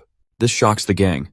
He reveals Lion is the second eldest son, and behind him is the eldest, Dong-ho Lee. Choi recognizes the name and remembers they're so rich they can most probably buy the whole planet in a few years. She doesn't understand what they aim to get from a shitty gang like Nexus. Junwoo remains confused as well, and since the ones they're fighting against are no joke, he knows it won't be an easy win. So, Junwoo warns everyone to get ready for what's coming. Somewhere else, Dong-ho Lee announces they're going to conquer the entirety of Korea. He clarifies what he means and shares his desire to become the most supreme and incomparable, just like their parents. He doesn't want anyone to stand in their way and leave everyone behind in terms of money and power. The guy expresses how disappointed he is after his brother finally got the chance to prove himself, but he ruined it and became a joke instead. He apologizes for his brother, but the blondie laughs at Lion and can't believe he's so different, even though they belong to the same family. Lion becomes frustrated hearing them laugh, but the blondie calls him inexperienced and believes he's not ready to play the dominating role. The guy expresses he's disappointed to see how careless Lion is with the country's public. With a cocky attitude, he decides to take care of the guy's mess, but the woman laughs and doubts he'll achieve anything different. She decides to deal with it and assures Dong-ho she already has the perfect plan. Dong-ho calls it laughable as it almost looks like they already knew Nexus would fall. They both try brushing it off with a smile, but Dong-ho forgets about this, as he knew he would someday have to set the pecking order within their gang. The blondie wonders if he's trying to have a four-sided battle. Dong-ho calls him correct, and announces that whoever wins gets to lead the generation in terms of both money and power. The blondie feels amazed to see his confidence, while the woman calls it a good opportunity, so Dong-ho announces the beginning of their game. At the detention center, Gyubin Yang finally gets permission to leave. The other prisoners are shocked to learn this. They begin chattering about how unfair things are. A prisoner grabs Gyubin's attention to say his goodbyes, while another one mocks the guy and believes he'll be back in a few days. Gyubin's eyes burn with rage. He grabs the prisoner and lets him know he doesn't care if the guy rots in here forever. He's never coming back because he has power backing him up. He slams the prisoner on the metal wires and destroys his face with no effort. The others gaze at his strength and hope they get to see him outside someday. Gyubin finally leaves the crappy prison and smells the air of freedom. A mysterious woman with tattoos all over her body orders him to hurry up as his employer is waiting. The blonde woman, Seong Ah-lim, greets him with a cute smile. He hops inside her car and learns she wants him to form a gang in Nexus's place. He doesn't understand why she wants him to defeat Park first, even though he has no real gang behind him. She explains some kids are talking about the secondary shocks that are appearing after the gang got destroyed. New fighters and gangs have already started fighting for the throne, so it's completely stupid and tiring to face them all one by one. She questions how someone can achieve their goal as fast as they can. Gyubin finally understands that since Park is the one behind Nexus's downfall, once everyone knows he got wrecked by someone else, the other gangs will calm down by themselves. She calls him correct and orders him to just jump in and destroy the guy without worrying about what happens afterward. Gyubin takes her orders but shares he wants to deal with something else first. As the sun's about to set, the noise of fighting begins coming out of a house. Someone calls it stupid to fight over money and kicks open the door to go make some money himself. He suddenly sees Gyubin standing in front of him. The baldy greets his old friend, so the guy becomes teary and hugs Gyubin while questioning how he got released so quickly. They both go somewhere else, and Gyubin wonders why he hasn't escaped his shitty house yet. He assumes his friend is having a hard time leaving his ungrateful family. The guy tries making excuses, but Gyubin thinks it's obvious from his expressions, so he throws the bag down and gives huge stacks of cash to his friend. Gyubin reveals he's involved in a big deal and assures his friend they can enjoy their lives once he wraps it up. He gives all the cash to his old homie and orders him to leave his shitty place as he doesn't need such horrible parents. Gyubin calls the guy his brother and assures him to calm down. A few years ago, Gyubin teamed up with his friend and stole someone's bag. They both tried hiding, but Gyubin's friend Donghua fell down. He remained calm and told Gyubin to just continue running, but the man chasing them finally caught up and dragged Donghua to an alley. The little kid tried making shitty excuses, but the frustrated guy didn't let it slide and tried beating the crap out of Donghua so he would spit out his friend's location. But the kid didn't reveal anything. Gyubin kept watching helplessly as he couldn't do anything about it. The next day, Baldy cried and blamed everything on him. He became determined to protect his brother no matter what. Donghua assured him it wasn't his fault alone, as they both knew this could have happened, but he agreed that they were both brothers from that day on. That's how the two kids became family. At Junwoo's office, the guy explains there might be more enemies besides Dong-ho Lee. He calls them literal rats since they keep multiplying. Junwoo wonders why Park looks so down. The protagonist mentions his fight against Cheon-soo last month and asks Junwoo if he believes Park would have won. Junwoo is certain Park would have won the fight like he always does, but the protagonist says it was the first fight that made him doubt his victory. The protagonist doesn't believe it will go in his favor again if Cheonsu comes back stronger. Junu's surprised Park's confidence dropped so hard, but he calls the guy right and believes they should do their best to stay prepared, so they'll need new plans that will make their victory absolute. Somewhere else, Cheonsu meets up with Lion and asks for an honest answer. If the fight kept on going, he asks Lion if he would have stolen the victory or not. Lion doesn't give a proper answer, as he's not experienced in gang fights, but he makes things clear that the next time Cheonsu needs to win no matter what. The villain becomes determined and takes Lion's words seriously. Donghua rushes towards a few goons running for their lives. They feel terrified and wonder why he's back even though their leader got sent to juvenile. Suddenly one of the goons gets sent flying.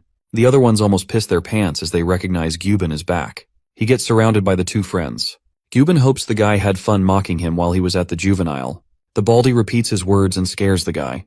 Poor dude falls down on his knees and tries making shitty excuses to save his life. Gyubin throws a brick towards him and orders the pathetic guy to use it to prove he feels sorry, so he doesn't need to hide all his life like a little rat. The pathetic victim is left with no choice, so he picks up the brick and uses it to smash his own fingers to prove his loyalty. Afterwards, as the guy walks back with his friend, Seong-ai appears and mentions the message she sent about avoiding any other jobs. She questions if it's too hard for him to understand Korean, but he explains he was just dealing with personal matters, that's all.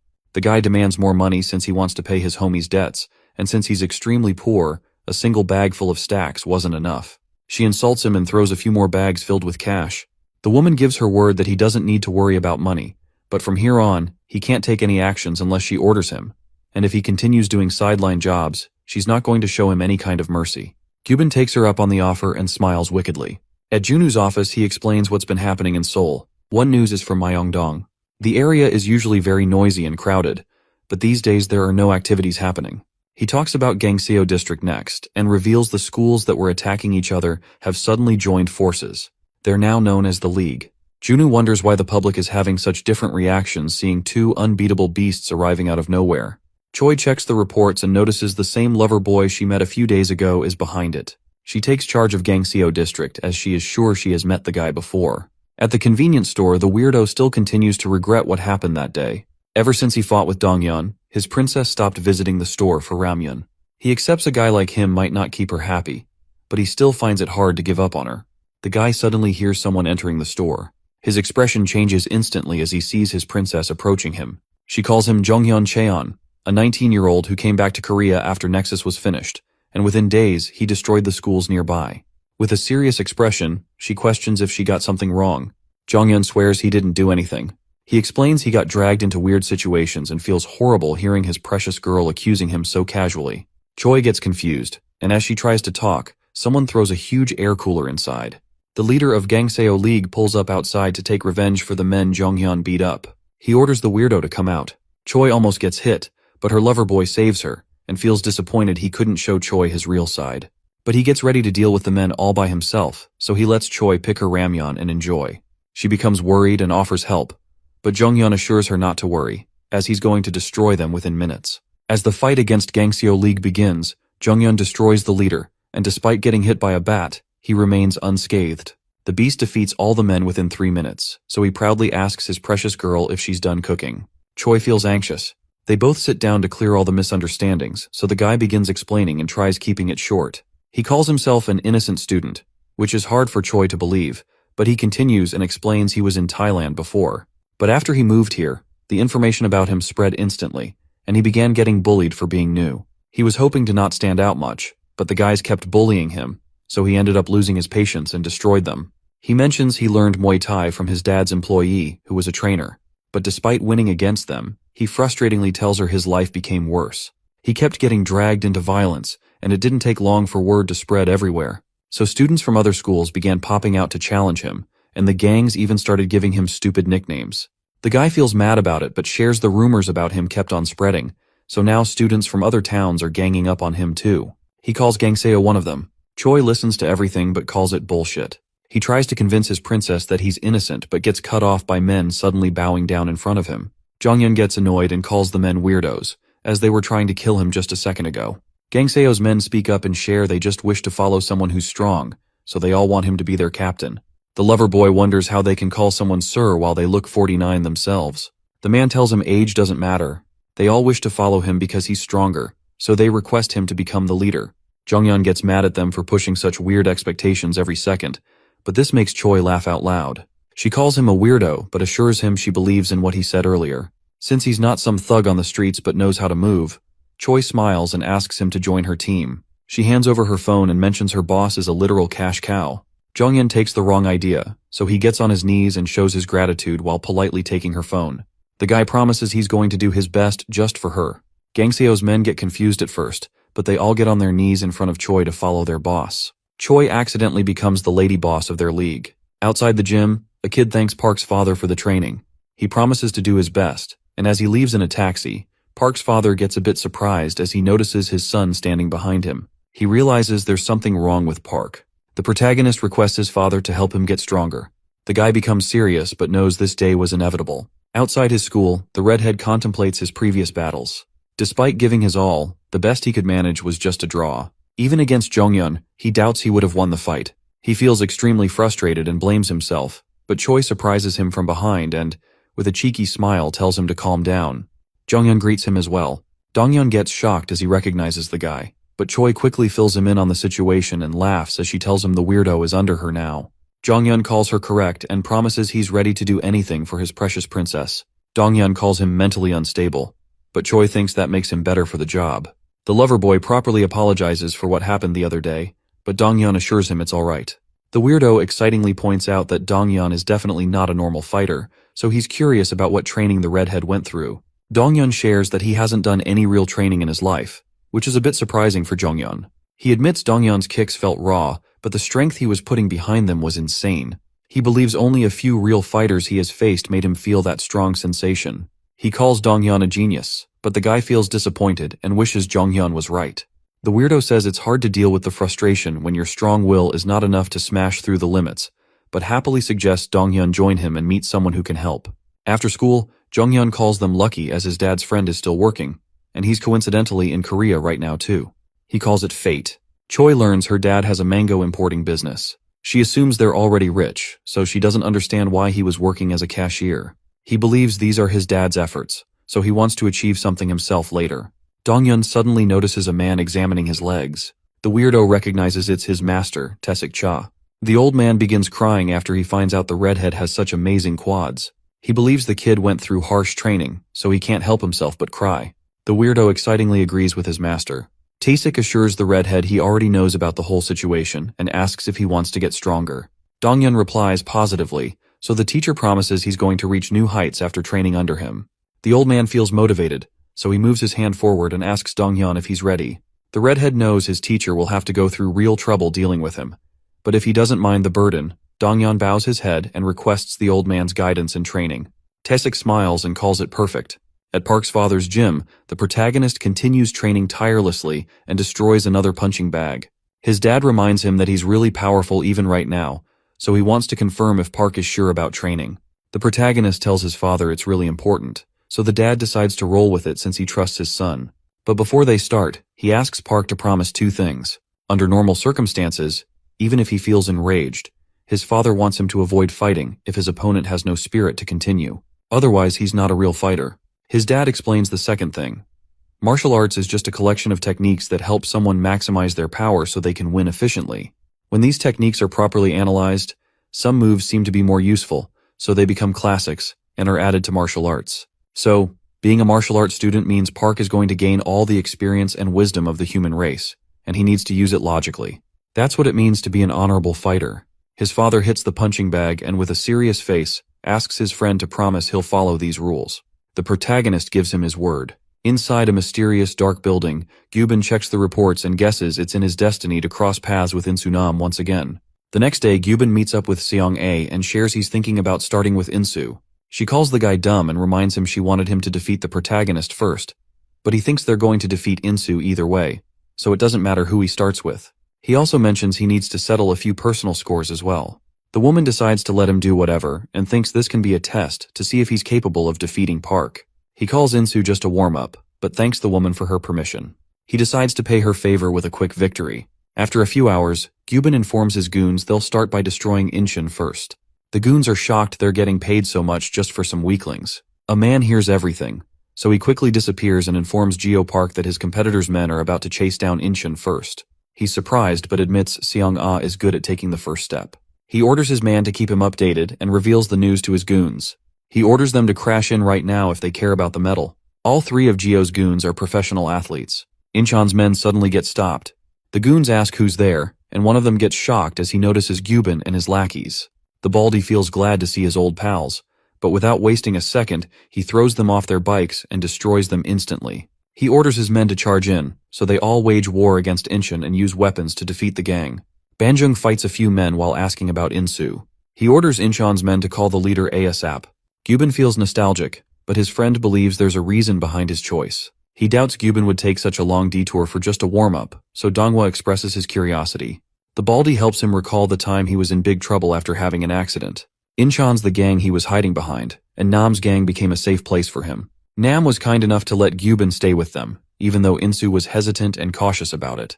Gyubin felt weird at first, but learned Nam's gang was loyal and reliable. They had fights from time to time as they were living together, but time would always fix everything. He was finally inside a gang that would fight back to back, and during the war for Incheon City, Gyubin stood beside Nam and fought with everything he had.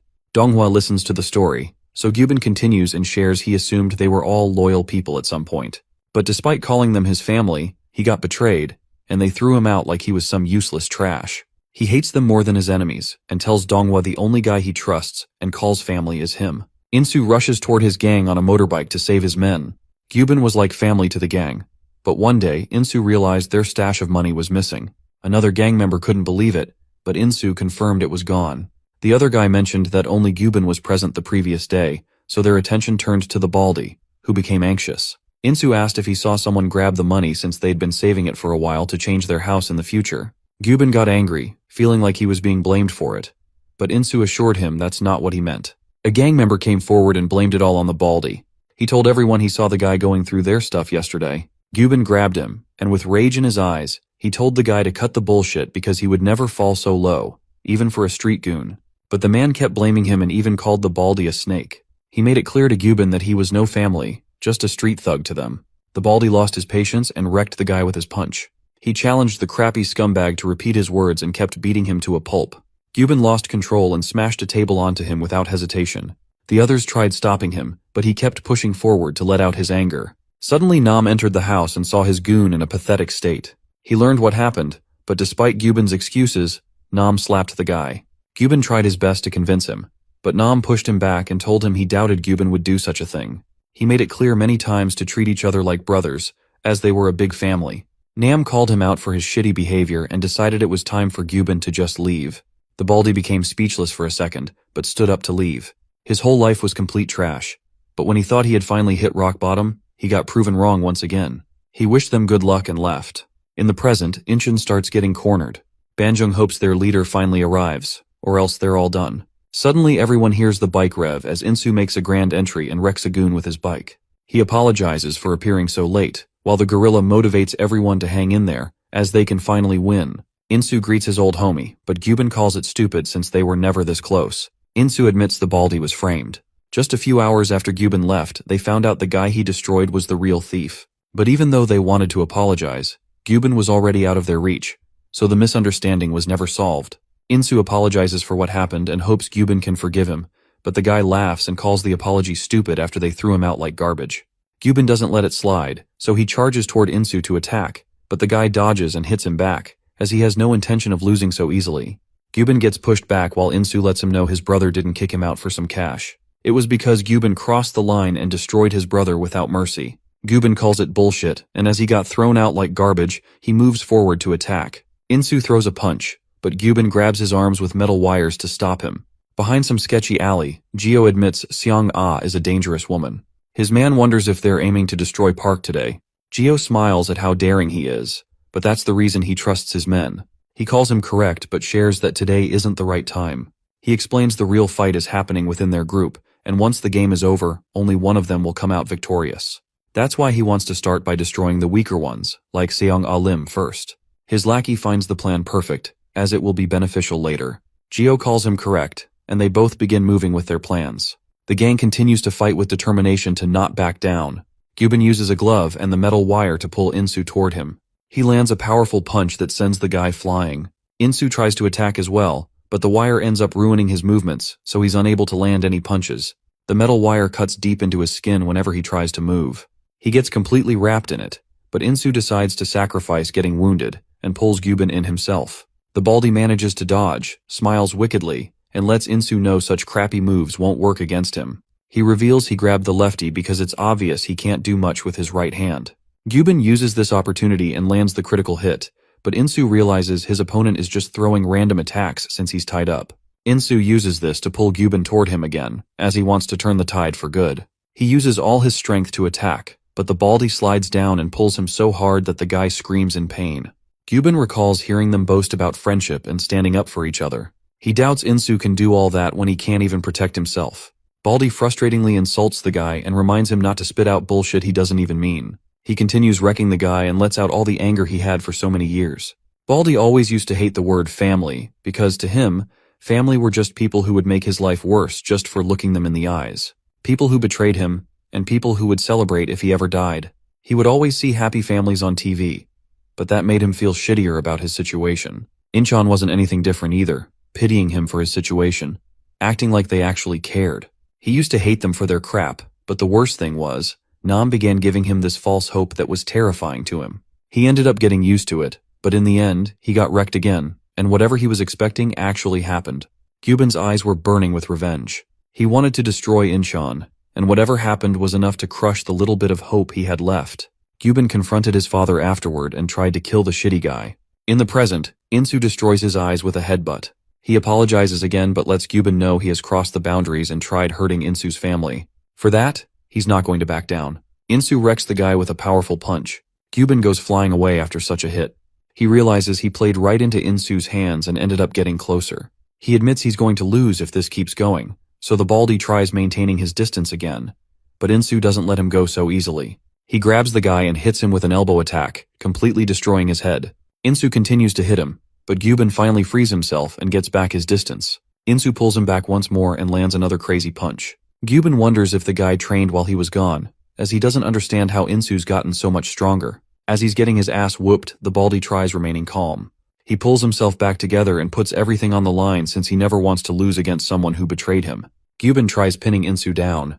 He grabs the guy and jumps off the edge so they both die. Insu manages to grab an edge. He keeps holding onto the metal wire so his old homie doesn't die. Gyubin frustratingly orders him to just let go, but Insu tells him to shut up as he's about to drop dead if he ends up falling down. Gyubin ignores his words as he doesn't mind dying, then getting saved by him, but Insu yells at him to cut his bullshit, which makes the guy go silent. Insu knows he's angry, but he orders the guy to just chill out for a second, or else he won't get the opportunity to continue his stupid fights if he ends up dead. Gyubin still talks back but instantly stops as he notices blood dripping down. Insu tries his best but the string breaks apart, so the guy drops into the sea. Gyubin feels satisfied with his life and guesses this type of death was just inevitable. As the guy slowly sinks in, Insu jumps in without hesitation, surprising the selfish scumbag. They both finally make it out to the shore alive. Insu feels glad his old homie is alive, but out of nowhere, Gyubin gets stunned as he sees his friend knocking Insu out with a bat. Donghua praises him for the efforts but reveals he already knew the Baldy would chicken out. Gio and his men appear as well. Gyubin realizes his friend betrayed him. The guy calls Baldy an unreliable wimp. He guesses Gyubin wasn't so useless in the end, so he thanks Baldy for giving him such an opportunity. Gyubin screams in frustration as it is hard to believe his own brother would betray him. He tries assuming the guy is doing this against his will, but his trash friend calls him stupid and makes it clear that he just wants money. Gyubin questions his situation at first, but begins laughing and calls Donghua out for his greedy behavior. The rat becomes silent hearing his words, but he loses control and wrecks his friend's face with the bat. The Baldy loses consciousness and falls down.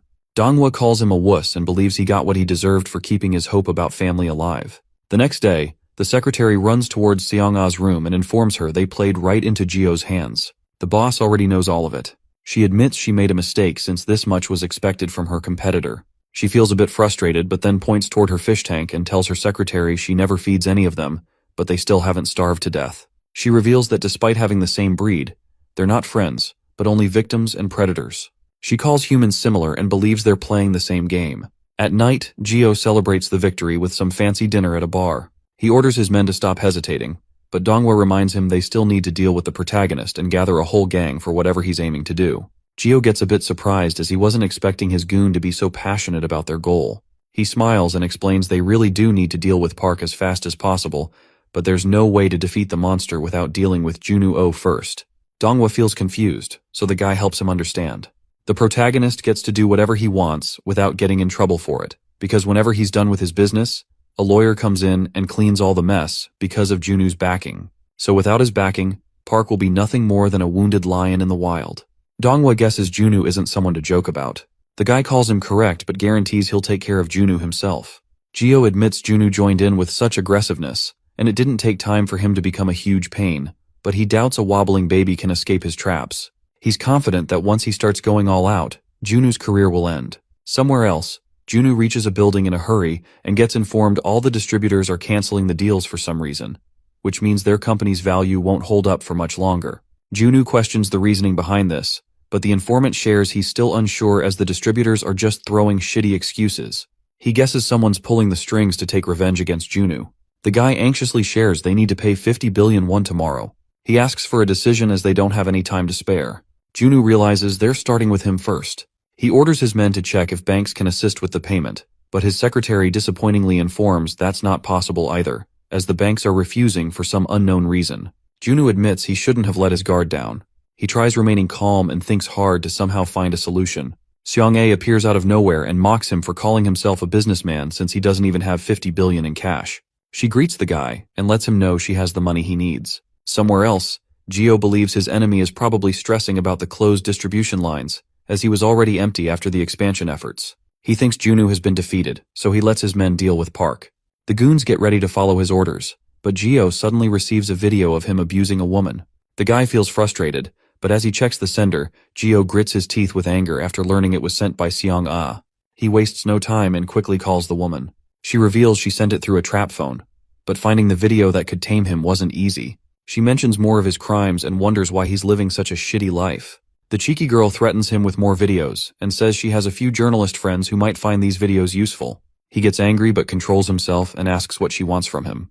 The woman smiles and asks for a meetup. At night, Gio pulls up to the construction site and aggressively questions if Seong-ah is in the mood to fight him. He repeats his harsh words and reminds her that he knows some dark secrets himself, but the woman keeps smiling and believes he deserved it for getting in her way. She feels pity for him as the guy he brought with her might scare him. Junwoo comes out of the dark with an evil expression. Shio wonders why he's here. The guy assumes they're trying to flex their friendship, but Junwoo assures him that's not the case. He reveals Gio got called so he could propose an idea. Junwoo believes they're on the same boat, so they should chill out, as they both know someone might get away while they're busy fighting each other. Gio understands he's talking about Dong-ho Lee, so he lets Junwoo talk. The guy suggests they should just be straightforward so no one needs to deal with any humiliation. Junwoo thinks an all-out war with fists and only fists is a great idea, but the loser has to admit defeat and leave the game.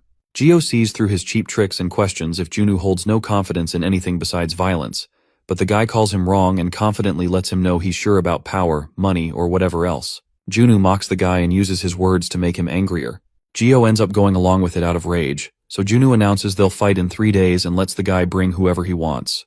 Gio grits his teeth, but Junwoo takes his anger and frustration as a yes and smiles wickedly. At his office, Seong-ae wonders if he's confident about his victory, as the guy he's about to face is trying to build an army of his own. She reminds him he's going to lose whatever he has if he ends up failing. He knows it already, and believes the guy will just try achieving victory using his powerful goons.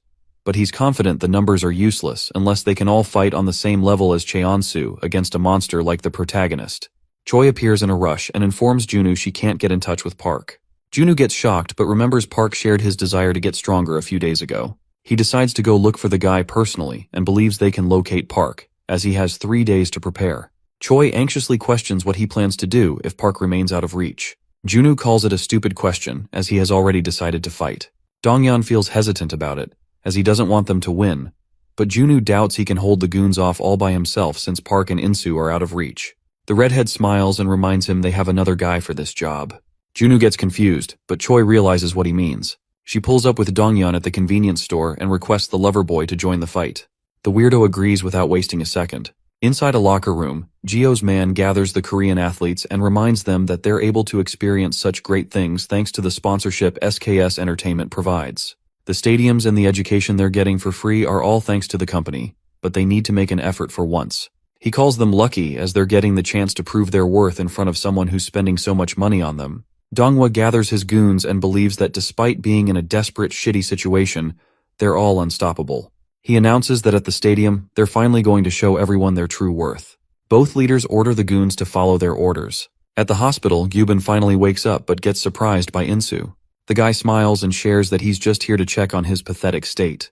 Gyubin gets angry but suddenly remembers how hard Insu tried to save him from drowning. He becomes silent and asks the guy to just leave. Insu confirms he's about to but suddenly stops and invites the baldy for a beer later. He shares that the gang is doing better than before. The goons are working hard learning trades and completing their part-time jobs. Insu mentions they even have a house bigger than the one he saw before, and there's an empty room left as well. Insu invites him for the beer again and hopes he actually pulls up. Gyubin still calls his act bullshit. Junwoo tries his best to locate Park. He reaches a jungle after learning Park was seen around the jungle at the top of the mountain. The guy barely makes it to the top. He hopes the protagonist has a good excuse ready for what he's putting the guy through. Junwoo walks forward and hears someone training. He finally finds Park and calls the guy, but our boy keeps on punching the bricks he has gathered. Junwoo finally catches a breath and reminds Park he has responsibilities to deal with. The protagonist completely ignores his words and uses all his might to throw a crazy punch. His brute strength destroys the bricks into pieces. Junwoo's left speechless, seeing his beast-like power. Park finally finishes his training. At the stadium, Seong-ae begins doubting Park's going to appear, but Choi informs him Junwoo was able to locate the guy, so there's a chance he'll make it in time before the shit show ends. The stadium lights suddenly turn on. Choi anxiously smiles as she lays eyes on Gio's huge army of gorillas. Gio confirms he brought the goons he needs, so he wonders why Park's still missing. He feels disappointed to learn he went through so much hassle just to face an apathetic gang. Jonghyun anxiously points out the number of men is a bit more than what he expected, but the redhead orders him to not be so wimpy. Loverboy understands his words but believes the men they're about to face are very dangerous, judging by the looks in their eyes, especially Donghwa and the guy in the tracksuit. Donghyun calls it his lucky day, as he's finally getting the chance to test out his strength. He confidently reveals he loves punching bags that actually fight back. Jonghyun smiles and calls the guy a worthy rival. He becomes motivated to challenge the redhead for the love of Choi. They both take a fighting stance and confirm they're ready. Gio believes they're underestimating him. He's curious to see how strong they are, so the guy challenges them to do their best without the protagonist. His goons get ready and charge toward Junwoo's men with weapons in hand. Donghyun warns the gang as he believes the fight might take the whole night to finish. Someone tries sneaking up on the redhead, but Jonghyun yells at him to duck and uses his kicks to wreck the guy effortlessly. Donghyun and Loverboy begin charging forward, destroying the men with their insane techniques and becoming unstoppable together. Loverboy advises his homie to remain cautious as they're getting attacked from all sides. The redhead assures him he's ready to get wrecked a few times whenever he enters a war. He appreciates the help, but makes it clear that Jonghyun doesn't get to lecture him just for that. The Loverboy smiles and hopes Donghyun takes the next one without complaining. Seong-ae feels disappointed seeing the weak gang Gio gathered. She stops worrying and admits she's impressed, as they can achieve so much even without Park in the picture. Choi reminds her things can change in a second, as the real fight hasn't even started. She points towards the gang leaders as they begin making their moves. Banjung notices Donghwa Lee and remembers Insu revealed Gyubin got backstabbed by the guy. Everyone kept believing he was just Gyubin's sidekick, but no one knew Donghwa was secretly trying to cook something. Insu heard Gyubin mention that if they both went all out, he was unsure about his victory. The only reason Donghwa was trying to avoid standing out was to keep his hands clean. He was aware of Gyubin's gullible personality, so he used the guy like a disposable tool. That's how he achieved so much through Gyubin effortlessly. Insu warned Banjung to be wary of the psychopath who didn't care about anyone but himself. The lover boy suddenly gets kicked in the stomach. He grits his teeth and asks the redhead to cover his own back from here on out. Donghyun lets him deal with his own business as he's busy destroying Donghwa himself. He lets out his anger on the rat that betrayed Gyubin without hesitation. He tries landing a kick, but Donghwa remains calm and calls the guy stupid for his overconfidence. He grabs a goon and uses him as a meat shield to avoid Donghyun's kick, leaving him speechless. Donghwa uses this opportunity to throw a strong blow. The redhead begins bleeding, so it's hard for him to properly see what's happening. He grits his teeth in frustration, but Donghwa believes he should spit out such bullshit with people he's close to. He reminds the redhead that he's not in his gang's circle, so if he's here looking for a fair fight, there's no way he's saving himself from this one. A few goons grab Donghyun from behind while Donghwa rushes forward to end his life. He destroys the redhead with a heavy blow, while the athlete and his goons confidently believe the fight is already finished since Donghyun is out of the game. He doubts anyone can take the redhead's place. The other athlete laughs and feels disappointed, as they couldn't even get a chance for some warm-up. Jongyun and the redhead fight with whatever they have to hold off the goons, and suddenly, the doors open, catching everyone's attention. The protagonist finally enters the stadium, ready to destroy them all. His fear alone stops the lowly goons from taking a step forward. They think it's like they're facing a wild tiger. Donghua yells at them to stop staring and destroy him, so the men scream and gather all their courage to rush towards Park. A few days ago, Park's father gathered the bricks and explained that Park's punches were like a hammer, and he had been putting strength into them using his body movement and dense muscles so far. But the dad told him he wouldn't be able to win with just those against a worthy opponent. He gave Park an example and then asked how he would go about breaking the wall. The father answered his own question by focusing all his strength on a small point before punching the wall. His punch broke through the wall's back as his strength got carried towards the core with that technique. The father believed he would become unstoppable with this. The protagonist understood everything his dad explained. Back to the present, Park uses the technique he learned to effortlessly destroy multiple goons at once. The athlete calls back all the goons and hits Park with a kick. He doubts the lackeys are even worth a warm-up for the protagonist. Park blocks his kick, but as he tries to attack, the gorilla athlete jumps in and tries pinning him down. The javelin expert jumps in and sends Park flying, but our boy lands on his feet safely and admits the blows are heavy. The athlete calls whatever he's heard about Park complete bullshit. He admits the protagonist may have the upper hand against weak goons, but in front of real athletes who train their bodies for literally everything, a weakling like Park has no chance of winning. The protagonist attacks again, but he's unable to keep up with the athlete's speed. He gets wrecked again, and as the guy's about to end the protagonist for good, Park uses whatever he's learned to throw a heavy punch. Choi gets surprised as she sees him getting overpowered by the athlete despite fighting seriously. The athlete calls him slow again and dodges the attack. He hits Park with his knee and continues destroying him, so our boy dodges the last kick and decides to ignore the rules he learned. He finally lands a terrifying punch, wrecking the athlete's face.